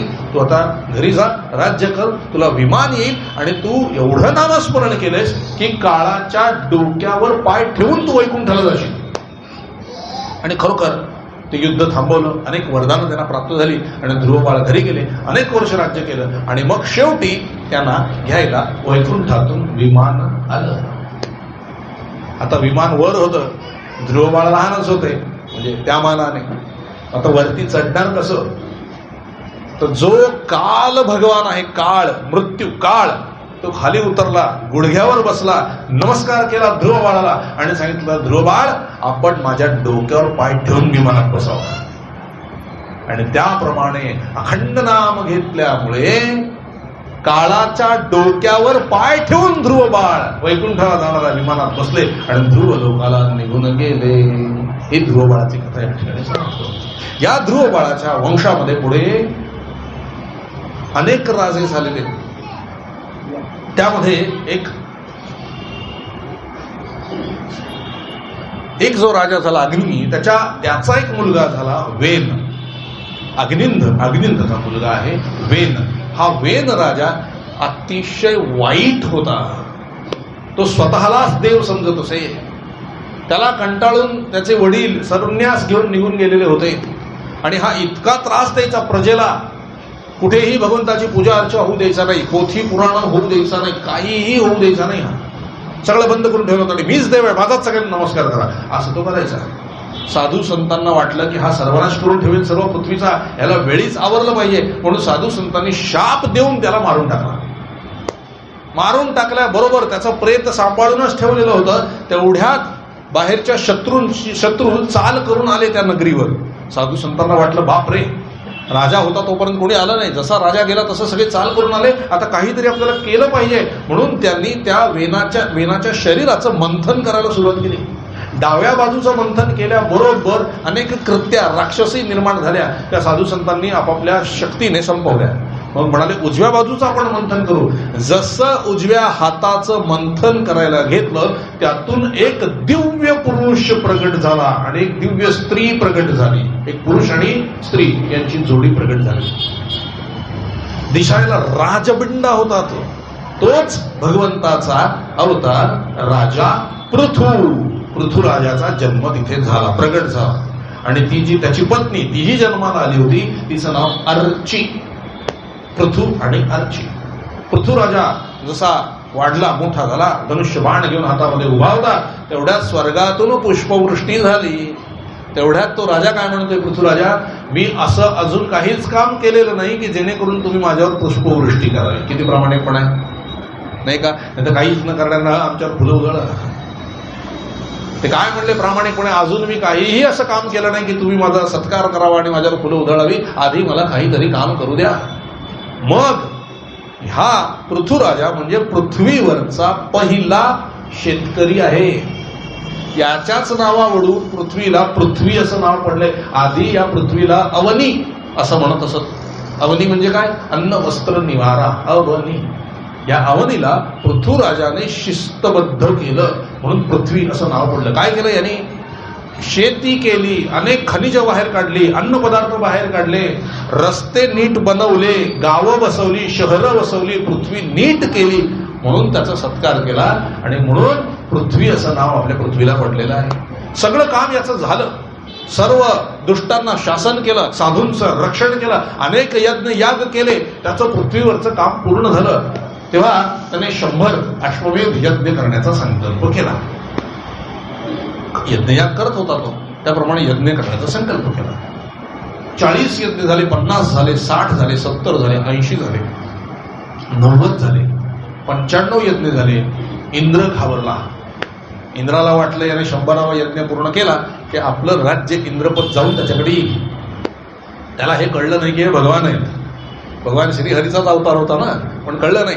माझं राज्य गेलं, घाबरला. माझी सत्ता जाईल, घाबरला. म्हणून त्याने अडचण निर्माण करण्यासाठी जो यज्ञाचा घोडा होता तो पळवला आणि कुठेतरी लपवून ठेवला. आता भगवान होते ते अंतर्ज्ञानाने जाणलं आणि त्यांनी युद्ध करायला सुरुवात केली देवतांशी. आणि आता इंद्राला मारणार तेवढ्यात त्यांच्या यज्ञशाळेमध्ये भगवान श्रीहरी प्रगट झाले. सगळ्यांनी भगवान श्रीहरीला नमस्कार केला. तेव्हा भगवान श्रीहरी म्हणाले, पृथू तू माझाच अंश आहेस, तू हे काम करू नकोस. इंद्राचं रक्षण करणं आपलं काम आहे. तो त्याच्या कर्माने पुढे काय व्हायचं ते होईलच म्हणाले. म्हणूनच त्याला एवढ्या उच्च पदावर बसून सुद्धा कवडीची शांती नाहीये. देव होता, आहे देवतांना शांती असं वाटतं. जरा कोणी यज्ञ केली की आपली खुर्ची जाईल, जरा कोणी यज्ञ केली की आपली खुर्ची जाईल. काय करतात देव होऊन मला सांगा? व्हायचं तर देवाचा देव व्हा, पांडुरंग परमात्मा त्याचे व्हा, नाही का? हे होऊन काय? ह्या सगळ्या देवांना बंदिस्त केलं होतं रावणाने, त्यानं बांधून ठेवलं होतं असं. आणि ज्याला आपण घाबरतो 7.5 शनिदेव, त्या शनिदेवाला रावणाने आपल्या पायाखाली ठेवला होता आणि वर बसला होता. मी काय जागता हलतो शनिदेव. ह्या सगळ्यांना सोडवलं कोणी? बजरंग बली, हनुमान. रामाने सांगितलं होतं, राम स्वतः सोडवू शकले असते. रामाने सांगितलं तू जाऊन काम करून ये. आणि म्हणून मारुती जेव्हा आला ना, शनी महाराजांनी हात धरून प्रभो सोडवा. सगळे नक्षत्र, राहू, केतू, सोम, मंगळ, बुध, गुरु, शुक्र, शनी, सगळ्यांनी नवग्रहाने हात जोडले, आम्हाला सोडवा. बजरंगबलीने सगळ्यांना मुक्त केलं, रामाने सगळ्यांना मुक्त केलं. बघा काय पत्रिका बघता, हेच लोक आहेत ना पत्रिकेत, हेच ग्रह आहेत ना पत्रिकेत. रामाचं भजन करा, हनुमंताचं भजन करा, सगळे ग्रह नमस्कार करतील तुम्हाला. कसली पत्रिका? एक लक्षात घ्या, महाराज म्हणायचे भविष्य कळू नये कुणाला, ही भगवंताची व्यवस्था आहे. त्याला जर वाटलं असतं सगळ्यांना भविष्य कळावं तर त्यांनी सगळ्यांना ते ज्ञान दिलं असतं. ते दिलेलं नाही. याचाच अर्थ भविष्य कळू नये ही भगवंताची इच्छा आहे. आणि आपण भविष्य बघायला जाणे म्हणजे भगवंताच्या इच्छेविरुद्ध गेल्यासारखं आहे. चला आपण आता एक गंमत सांगतो तुम्हाला. जसे आपले ग्रह होतात तशी बुद्धी येते की नाही?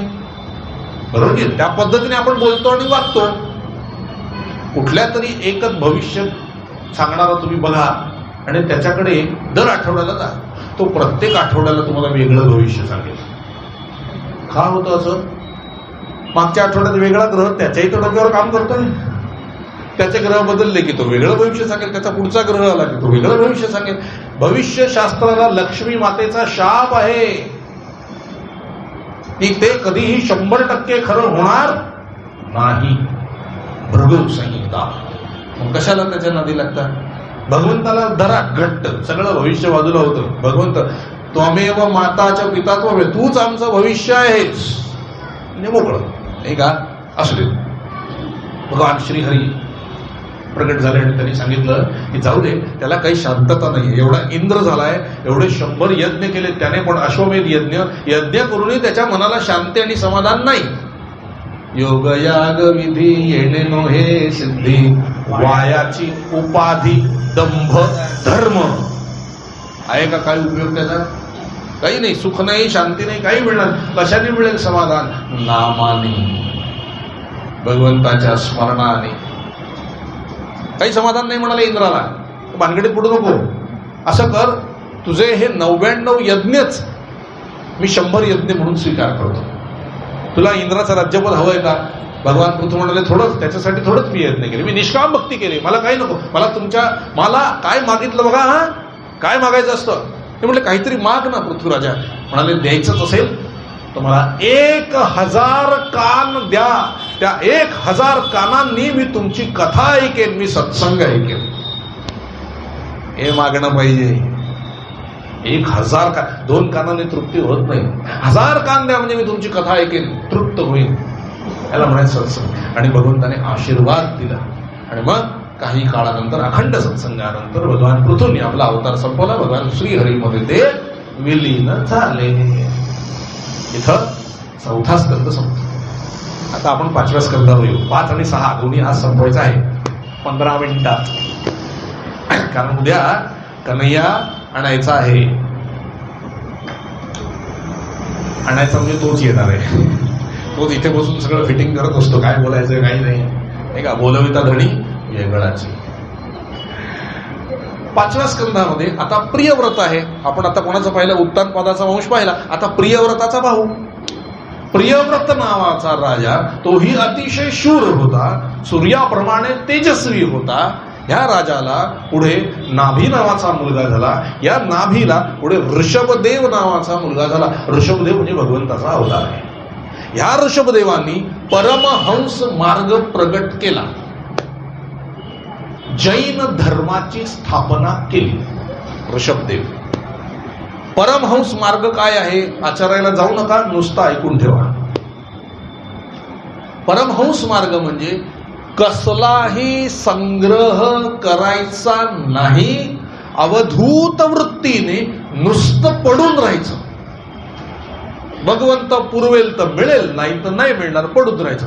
असं जर भगवंताच्या भरोशावर अखंड बसलात हे आत्मज्ञान होतं. दुसरा कुठलाही आश्रय घ्यायचा नाही, फक्त भगवंताचा आश्रय घ्यायचा. तू करशील तेच. हम राजी है उसी में जिसमें तेरी रजा है. आम्हाला दुसरं काही नको, आम्हाला तूच पाहिजे. तू ठेवशील तसा मी ठेविले अनंते तैसेची राहावे, चित्ती असू द्यावे समाधान. हा परमहंस मार्ग आहे. याला काहीही नियम नाही. ज्याला हा परमहंस मार्ग आचरायचा आहे ना, याला कुठलेच नियम नाही. तो मुक्तच आहे. कारण तो म्हणतोच मी जन्माला आलोय भगवंता करता, मी आहे तो भगवंताचा आहे, बस मला काही नाही, काही लागत नाही. हा परमहंस मार्ग ऋषभदेवांनी प्रगट केला. ह्या ऋषभदेवांना 100 पुत्र झालेले होते. त्यातला सगळ्यात मोठा मुलगा भरत. या राष्ट्राला जे भारत नाव पडलंय ना, ते या भरतावरनं पडलंय. त्या भारताला आधी अजनाभ वर्ष असं म्हणत असत. काय? अज नावाचा राजा होता ना, अजनाभ वर्ष. त्या अजनाभ वर्षावरून भरत आल्यामुळे भरताला भारत हे राष्ट्र आपल्या नावाला पडलेलं आहे. भारत याचा अर्थ काय आहे? इंडिया काही नाव नाही बरं का आपल्या देशाचं. त्याला काय अर्थ नाही. India INDIA, independence day declared in August, असा फुल फॉर्म आहे त्याचं. हे काय नाव आहे का?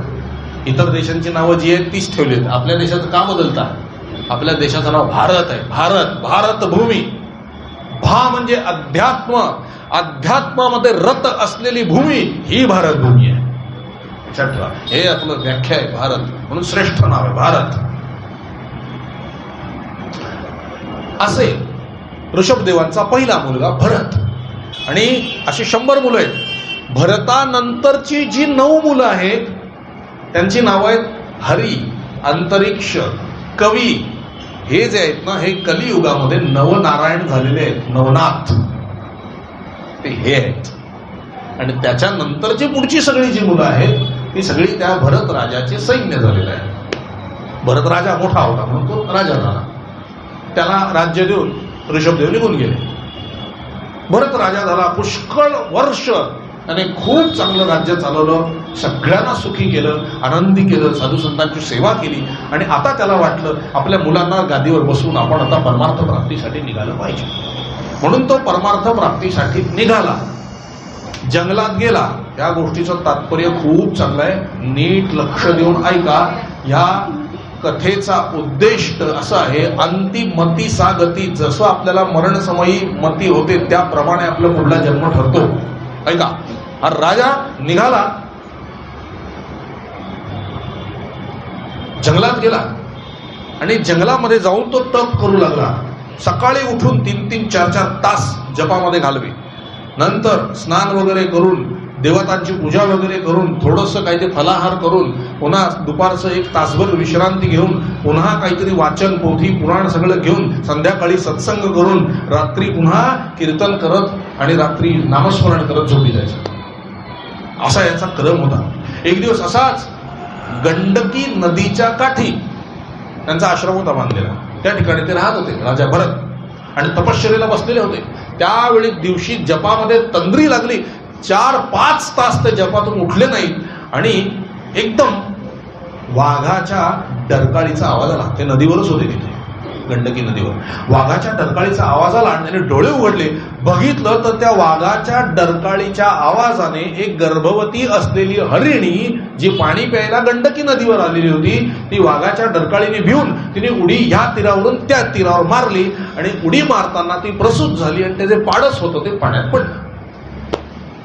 नुसती वाघाची डरकाळी ऐकायला आली, वाघ दिसला नाही आणि ती हरिणी गेली निघून. हे बघून ते पाडस तडफडायला लागलं. सगळं सोडून राजा भरताने उडी घेतली आणि त्या पाडसाला वाचवलं.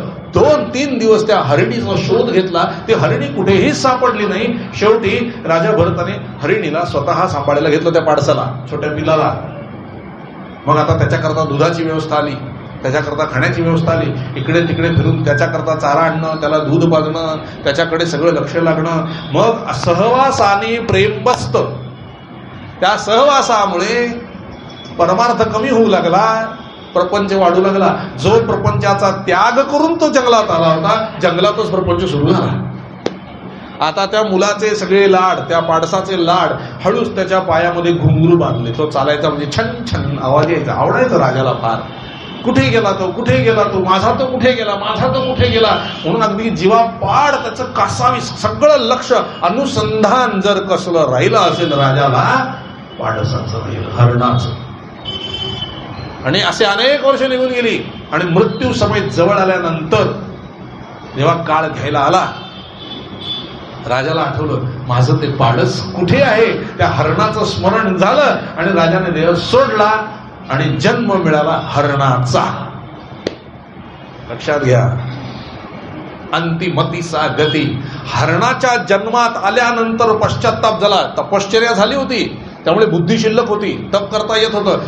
पश्चाताप झाला की मनुष्य शरीराशिवाय मुक्ती मिळू शकत नाही आणि मी केवढी चूक केली. जो संसार सोडून मी बाहेर पडलो होतो, मी या हरणामध्ये अडकलो म्हणून हरणाच्या जन्माला यावं लागलं. आता काय करावं? पुन्हा मनुष्य जन्म येण्यासाठी काय जप करता येत नाही, कारण हरणाला बोलता थोडी येतं. आता काय, संत कृपेशिवाय पर्याय नाही, म्हणून संतांच्या आश्रमाचा आश्रय घेतला. तिथेच जवळपास ते हरिण राहू लागलं, म्हणजे राजा भरत. आणि संतांच्या कृपादृष्टीने काम होतं महाराज. आता ते जे तिथले साधू संत होते ते काय करायचे, त्या हरणाला चारा घालायचे, डोक्यावरून हात फिरवायचे आणि निघून जायचे. तेव्हा राजा भरताच्या लक्षात आलं की मी पण अशाच निस्संग वृत्तीने राहायला हवं होतं. जेव्हा दिलं डोक्यात हात फिरवलं, काम झालं, आपली आपली तपश्चर्या भरीत होत्या, त्याचा मला आपण अडकलो. हे साधू संत अडकत नाही म्हणून आपला प्रॉब्लेम झाला, शिकायला मिळाला. आणि मग एक दिवस त्या साधू संतांकडे पाहतच त्या हरणाने प्राण सोडला. साधू संतांनी कृपा केली आणि पुढला जन्म साधूचा मिळाला, कारण साधूला बघत बघत प्राण सोडले ना. आणि मग एका कुलीन आणि अतिशय हुशार विद्वान अशा घराण्यामध्ये त्या लहान बाळाचा जन्म झाला. त्याचं नाव लाडाने भरतच ठेवलं गेलं. पण एवढूसा असताना पण बुद्धी शाबूत होती, कारण तपश्चर्या केलेली होती. त्याच्या लक्षात आलं का ह्या जन्मात फसायचं नाही. आता जर मी परत फसलो पुन्हा भगवंताची प्राप्ती होणार नाही. म्हणून वडील शिकवत होते, संध्या, स्नान, अमक गायत्री मंत्र म्हणा. हे म्हटले मी ह्याच्यात सुद्धा फसलो तर फसून जाईल, कारण मी विद्वान झालो तर मग मला पुढे प्रवचन करत बसावं लागेल, जन्म वाया जाईल की नाही का. कशाला पाहिजे म्हटलं हे सगळे उद्योग. मला निसंगच राहायचं आहे. जर मी विद्वान झालो तर मला मी पंडित होईल, पंडित झालो तर चर्चा होतील, व्याख्यान होतील, आतमध्ये काहीच उतरणार नाही, सगळा जन्म वाया जाईल. मागे जन्म वाया गेला, आता नको. म्हणून त्यांनी असं दाखवायला सुरुवात केली की मला काही समजतच नाहीये. वडिलांनी गायत्री मंत्र म्हटलं की करत इकडे तिकडे डोळे फिरवतच बसायचे ते. आई वडिलांना वाटलं हे डोक्याने जरा कमी आहे, जड आहे, म्हणून त्याला जड भरत म्हणू लागले. काय म्हणू लागले? जड भरत. आणि मग आई वडिलांनी निर्णय केला हे कसं सांभाळायचं पोरगं. म्हणले काय याला समजतच नाही, याला घेतलं आणि सोडून दिलं रस्त्यावर, जंगलात जाऊन सोडून दिलं. त्याला वाटलं बरं झालं, सुटलो. साधकाला असंच वाटलं पाहिजे, सुटलो नाही का. आणि मग जंगलात राहू लागले जड भरत, मौन, अखंड, कोणाशी बोलायचं नाही, चालायचं नाही. कारण बोललं की अटॅचमेंट आली, भानगडत नको. आपलं आपलं चिंतन भलं नाही, आपण भलं. भगवान श्री हरींचं चिंतन अखंड चालू, कोणाशी बोलायचं नाही, चालायचं नाही, आणि भगवंताच्याच जीवावर जगायचं, मिळेल ते खायचं, राहायचं. त्यामुळे देह झाला ना धष्टपुष्ट. अहो तुम्ही घरात किती पण खा, असेच राहाल, लागत नाही अंगाल ते, आणि लागू पण देत नाहीत. भगवंताच्या जीवावर राहा, अगदी मस्त होता बघा, धष्टपुष्ट. कारण शांती, आनंद, समाधान आहे नाही का. वेळ नाही आपल्याकडे, नाही बोललो असतो. फिरू लागले जंगलामध्ये. तिथे त्या राज्यामध्ये एक रहुगण नावाचा राजा होता. त्याला वेदांत वाचायची फार हाऊस लेखाला. नुसता विद्वान पंडित, नुसता वेदांत वाचायचा, नुसता आत्मा, ब्रह्म, ज्ञान, काय काय जड शब्द. विद्वान होता, पंडित. आणि वागताना मात्र प्रापंचिक. पालखीत बसायचा आणि ते भोई असतात ना पालखी उचलणार, त्यांना उचाल पालखी, राजा आहे मी, उचाल, जल घेऊन चल मला. म्हणले महाराज आज कुठे जायचंय? कपिल महामुनींच्या दर्शनाला जायचंय. चला. असं कोण दर्शनाला जातोय? दर्शनाला असं जायचं असतं. हा सगळा थाट घेऊन चालला होता आणि आतमध्ये पुस्तक वेदांताचं वाचत बसला होता पालखीत. चालता चालता एक भोई आजारी पडला बिचारा. त्यामुळे पालखी तिरकी झाली. एकदम ओरडला, काय चाललंय, कळतं की नाही? म्हणले महाराज तो आजारी पडलाय. आजारी पडला तर काय, दुसरा बघा कुठेतरी इकडे तिकडे सापडेल, पकडा त्याला. नेमकं जड भरत तिथे चालत होते रस्त्याने. त्या बाकीच्या भोई लोकांना वाटलं हा चांगला धष्टपुष्ट, याला धरून आणू म्हणे. त्याने पटकन पकडून, चाल राजाचे ते पालखी उचलायचे. तो म्हटला बोललं तर पंचायत, न बोलता पुरपून घेऊ. म्हणून तो आला आणि खांद्यावर पालखी घेतली. आता हा सगळ्यांपेक्षा धष्टपुष्ट जाडजूड, त्यामुळे पालखी पुन्हा अशी. या आत्म परत बोंबललं. अहो म्हटलं काय कळतं काय, पालखी चालवता येते का? कोण पकडून आणलाय तुम्ही? कळतं का मी कोण आहे? मी राजा रहुगण कपिल महामुनींच्या दर्शनाला चाललोय. असं वाक्य आलं. आता मात्र सहन झालं नाही. कोणाला? जड भरत. काय म्हणाले ते? अरे मी आहेस तर मग रहुगण कोण आहे? आणि रहुगण आहेस तर मग मी कोण आहे? वेदांताचं वाक्य टाकलं. ते बाकीच्या लोकांना कळलंच नाही. याला झोंबलं. कारण तो काय वाचत होता? सांख्ययोग. कपिल महामुनींकडे चालला होता ना. मी म्हणजे काय, आत्मा म्हणजे काय, शरीर म्हणजे काय, हे सगळं पुष्कळ चर्चा आहे. ती मी थोडक्यात सांगितली. ह्याला कळलं हा काहीतरी वेगळा प्रकार. टुणकन उडी मारली पालखीतनं बाहेर आणि एकदम साष्टांग दंडवत घातलं. महाराज. म्हटलं अरे झटक, महाराज वगैरे काही नाही, मी मला परत जन्म घ्यायचा नाही. आता जर का मी ह्याचं चिंतन केलं तर मी राजा होईल. परत जन्म गेला की नाही वाया. पळू लागले जड भरत. हे मागे मागे धावतायत. शेवटी एकदम चरण जाऊन पकडले. म्हणले महाराज मला काहीतरी उपदेश द्या, त्याशिवाय मी तुमचे चरण सोडणार नाही. राजा तो जड भरत म्हणले कुठून फसलो. अरे ह्याला काहीतरी उपदेश करून देऊ म्हणाले. आणि मग सांगितलं एका अटीवर उपदेश देईन, माझ्या मागे यायचं नाही, परत सोडून द्यायचं, विसरून जायचं. अहो तुम्ही गुरुदेव? नाहीये मी गुरुदेव कोणाचा. सांगतो तुला पाहिजे ते देतो, सोडायचं. चालेल म्हणून मग उपदेश केला, ब्रह्मज्ञानाचा उपदेश केला. त्या राजाचा सगळा अहंकार गळाला, डोळ्यातून अश्रू यायला लागले. नमस्कार केला. म्हणजे प्रभू आपण मला कृतार्थ केलं. आणि मग निघून गेले जड भरत जंगलात आत कोपऱ्यात. संग करायचा नाही कोणाचा. भगवान श्री हरींची तपश्चर्या करू लागले, नामस्मरण करू लागले. आणि बरीच वर्ष गेल्यानंतर भगवान श्री हरी त्यांच्या समोर प्रगट झाले. आणि भगवान श्री हरींकडे बघत बघत जड भरताने प्राण सोडला आणि भगवान श्री हरीमध्ये विलीन झाले. अंतिमती सा गती. 5च मिनिटं राहिली आहेत. 5वा अध्याय संपला. 6वा अध्याय सांगतो. आता एका ओळीत वर्णन करून सांगतो, नाही तर होणार नाही. अजामिळाची कथा आहे 6व्या स्कंदामध्ये. आपल्याला माहिती आहे अजामिळ परमार्थिक होता आणि चुकीच्या संगतीमुळे परमार्थातून बाजूला झाला आणि संसारात रमला. इतका रमला की बायको मुलांमध्ये इतका आसक्त झाला की बायको डोळ्यासमोर सारखी पाहिजे, मुलं सारखी डोळ्यासमोर पाहिजे, पण दाखवताना आपण परमार्थी आहोत असं आहे. म्हणून ते मुलांचं नाव काय ठेवलं? नारायण. हो आम्ही परमार्थ करतो, आमच्या मुलाचं नाव श्रीराम आहे, श्रीराम. आपण तुम्ही रावण झालात की? भगवंताचं स्मरण कुठे आहे? नाही का? नारायण नाव ठेवलं आणि चालू झाला प्रपंच. मस्त रमलाय, खातोय पितोय, चाललंय. अनेक वर्ष चालले. म्हातार वय आलं, 70 वय. विसरलाच परमार्थ. काय तपश्चर्या करत होता, पूजा अर्चा करत होता, गळे विसरला. आणि मग एक दिवशी स्वप्न पडलं. स्वप्नामध्ये 4 काळे पुट्ट पुरुष गळ्यामध्ये त्याच्या फास टाकला, त्याला ओढून देत आहेत. तो तडफड करायला लागला आणि ओरडू लागला मुलाला, नारायण नारायण नारायण धाव, नारायण धाव, नारायण धाव. असं म्हणताना 4 पांढरे स्वच्छ कपडे घातलेले पुरुष त्या ठिकाणी प्रगट झाले, वस्त्र प्रदान केलेले. आणि त्यांनी त्या काळ्या पुरुषांना ओरडले. ते ओरडल्याबरोबर काळे पुरुष कत्तर करायला लागले.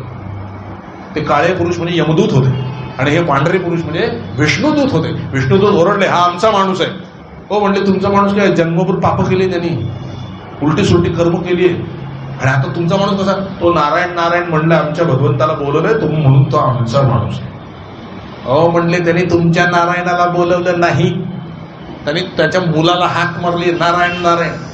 विष्णुदूत म्हणले, काय वाटेल असो, आमच्या नारायणाचं नाव आहे ना, आमचं आहे. देव आपली बाजू घ्यायला तयार असतो ना. कसंही चुकून का असे ना, तुम्ही त्याला हाक मारली ना, देव बरोबर आपल्याला बाजू घ्यायला हजर होतो. ते लक्षात घ्या. त्यामुळे कसं का असे ना, चुकून का असे ना, पडता पडता का होईना, भगवंताचं नाव घेतलं ना, मग तो आमचा माणूस आहे. आता तुम्ही इथं जाता का? पळाले सगळे. यमदूत पळाले, यमाकडे आले आणि घडलेली हकीकत सांगितली की बघा हे कसं झालं. ते त्यांनी त्याला हाक मारला नाही तरी सुद्धा आम्हाला ते विष्णुदूत ओरडतात, भीती वाटते आम्हाला. यम म्हणले, तुम्हाला तिथे जायची अक्कल दिली कुणी? हे सगळं तो स्वप्न बघतोय. हा, तिथे जायची अक्कल दिली कुणी? जिथे भगवंताचं एक नाम जरी असतं तिथे तुम्हाला प्रवेश नाही, तिथे विष्णुदूतांना प्रवेश आहे. आपण तिथे जाऊ नये. एकदम धाडकन डोळे उघडले, स्वप्न उघडलं की भगवंताचं एकदा नाम घेतलं नाही, एवढी प्रगती आहे. आता विवेक जागा झाला. प्रपंच जर नेटका केला असता तर विवेक जागा असता. तो नेटाने केला म्हणून चुकून का होईना शेवटी जागा झाला. नेटका करा प्रपंच, आटोपशील आटोपशील. भगवंताचं ध्यान राहिलं पाहिजे. जास्त कोळसा जितका अवघडावा तितका तो काळा होतो. जास्त प्रपंच करत बसू नका. कधी बाहेर पडायचं लक्षात आलं पाहिजे. आणि नाही तर अखंड नामात राहा. नामात प्रपंच सुखाचा होतो. संसारातल्या कुठल्याच गोष्टींनी समाधान होत नाही. संसारातल्या सगळ्या गोष्टी तुम्हाला वापरायला दिलेल्या आहेत, नेता येत नाही. बरोबर आहे ना? हा. आणि जागा झाला, विवेक जागा झाला. पटकन जंगलात गेला आणि म्हणाला, भगवान माझं आयुष्य तर संपलंय, पण मला तप करायचंय. मला आता बुद्धी जागेवर आलेली आहे, मला तप करायचंय, तुमची प्राप्ती करून घ्यायची. भगवान म्हणले, आकाशवाणी झाली, काळजी करू नको, तुला 12 वर्ष दिली, करतो. कळलं की नाही? भगवंत व्यवस्था करतो. 12 वर्ष अखंड नामस्मरण त्या अजामिळाने केलं आणि भगवंताचं विमान त्यांना आलं आणि त्या अजामिळाची मुक्ती झाली. पुढे विश्वरूपाची कथा आलेली आहे, वृत्रासुराची कथा आलेली आहे. ती आता इथे मांडायला वेळ नाही. पुन्हा कधीतरी कुठे भागवत होईल तिथे तो प्रसंग आपण घेऊ. आणि या चित्रकेतूची कथा पुढे आलेली आहे, वृत्रासुराची आलेली आहे. त्यालाही भगवंताची कशी प्राप्ती झालेली आहे नामस्मरणाने, या सगळ्या गोष्टी भागवताच्या 6व्या स्कंदामध्ये झालेल्या आहेत. उद्या सगळ्यांनी छान नटून आणि थटून या, कारण शेवटच्या 15 मिनिटात भगवान श्रीकृष्णांचा जन्म होणार आहे. जन्मावर आपण थांबणार आहोत. उद्या सुरुवात पण कुणी चुकू नका, कारण माझा आवडता अध्याय आहे 7वा अध्याय, भक्त प्रल्हाद, नरसिंह भगवंताचा अवतार. हा उद्या होणार. त्यानंतर 8वा अध्याय, भगवंताचे जेवढे अवतार आपल्याला सांगता येतील तेवढे सांगायचे. 9व्या अध्यायामध्ये वेळ मिळाला तर रामकथा थोडीशी आपण पाहू, आणि नाही वेळ मिळाला तर एका श्लोकामध्ये रामायण होऊन जाईल. आणि मग मुरली मनोहर, चित्तचोर, भगवान कन्हैयालाल, भगवान श्रीकृष्णाचा जन्म उद्या होईल. आणि मग पुढचे 2 दिवस भगवंताच्या लीला होतील. आता बिलकुल चुकवू नका. झालेली सेवा सद्गुरुचरणी समर्पित करतो. आणि येथेच काही काल विरमतो. जानकी जीवन स्मरण जय जय राम. विठाला विठाला विठाला विठाला विठाला विठाला विठाला विठाला विठाला. पुंडलिकावरती हरी विठ्ठल श्री ज्ञानदेव तुकाराम पंढरीनाथ महाराज की जय. सद्गुरुनाथ महाराज की जय. जय जय रघुवीर समर्थ श्री अनंत कोटि ब्रह्मांड नायक राजाधिराज सच्चिदानंद सद्गुरु श्री ब्रह्मचैतन्य महाराज की जय. श्री ब्रह्मानंद महाराज की जय. जय जय रघुवीर समर्थ. जय सिया राम.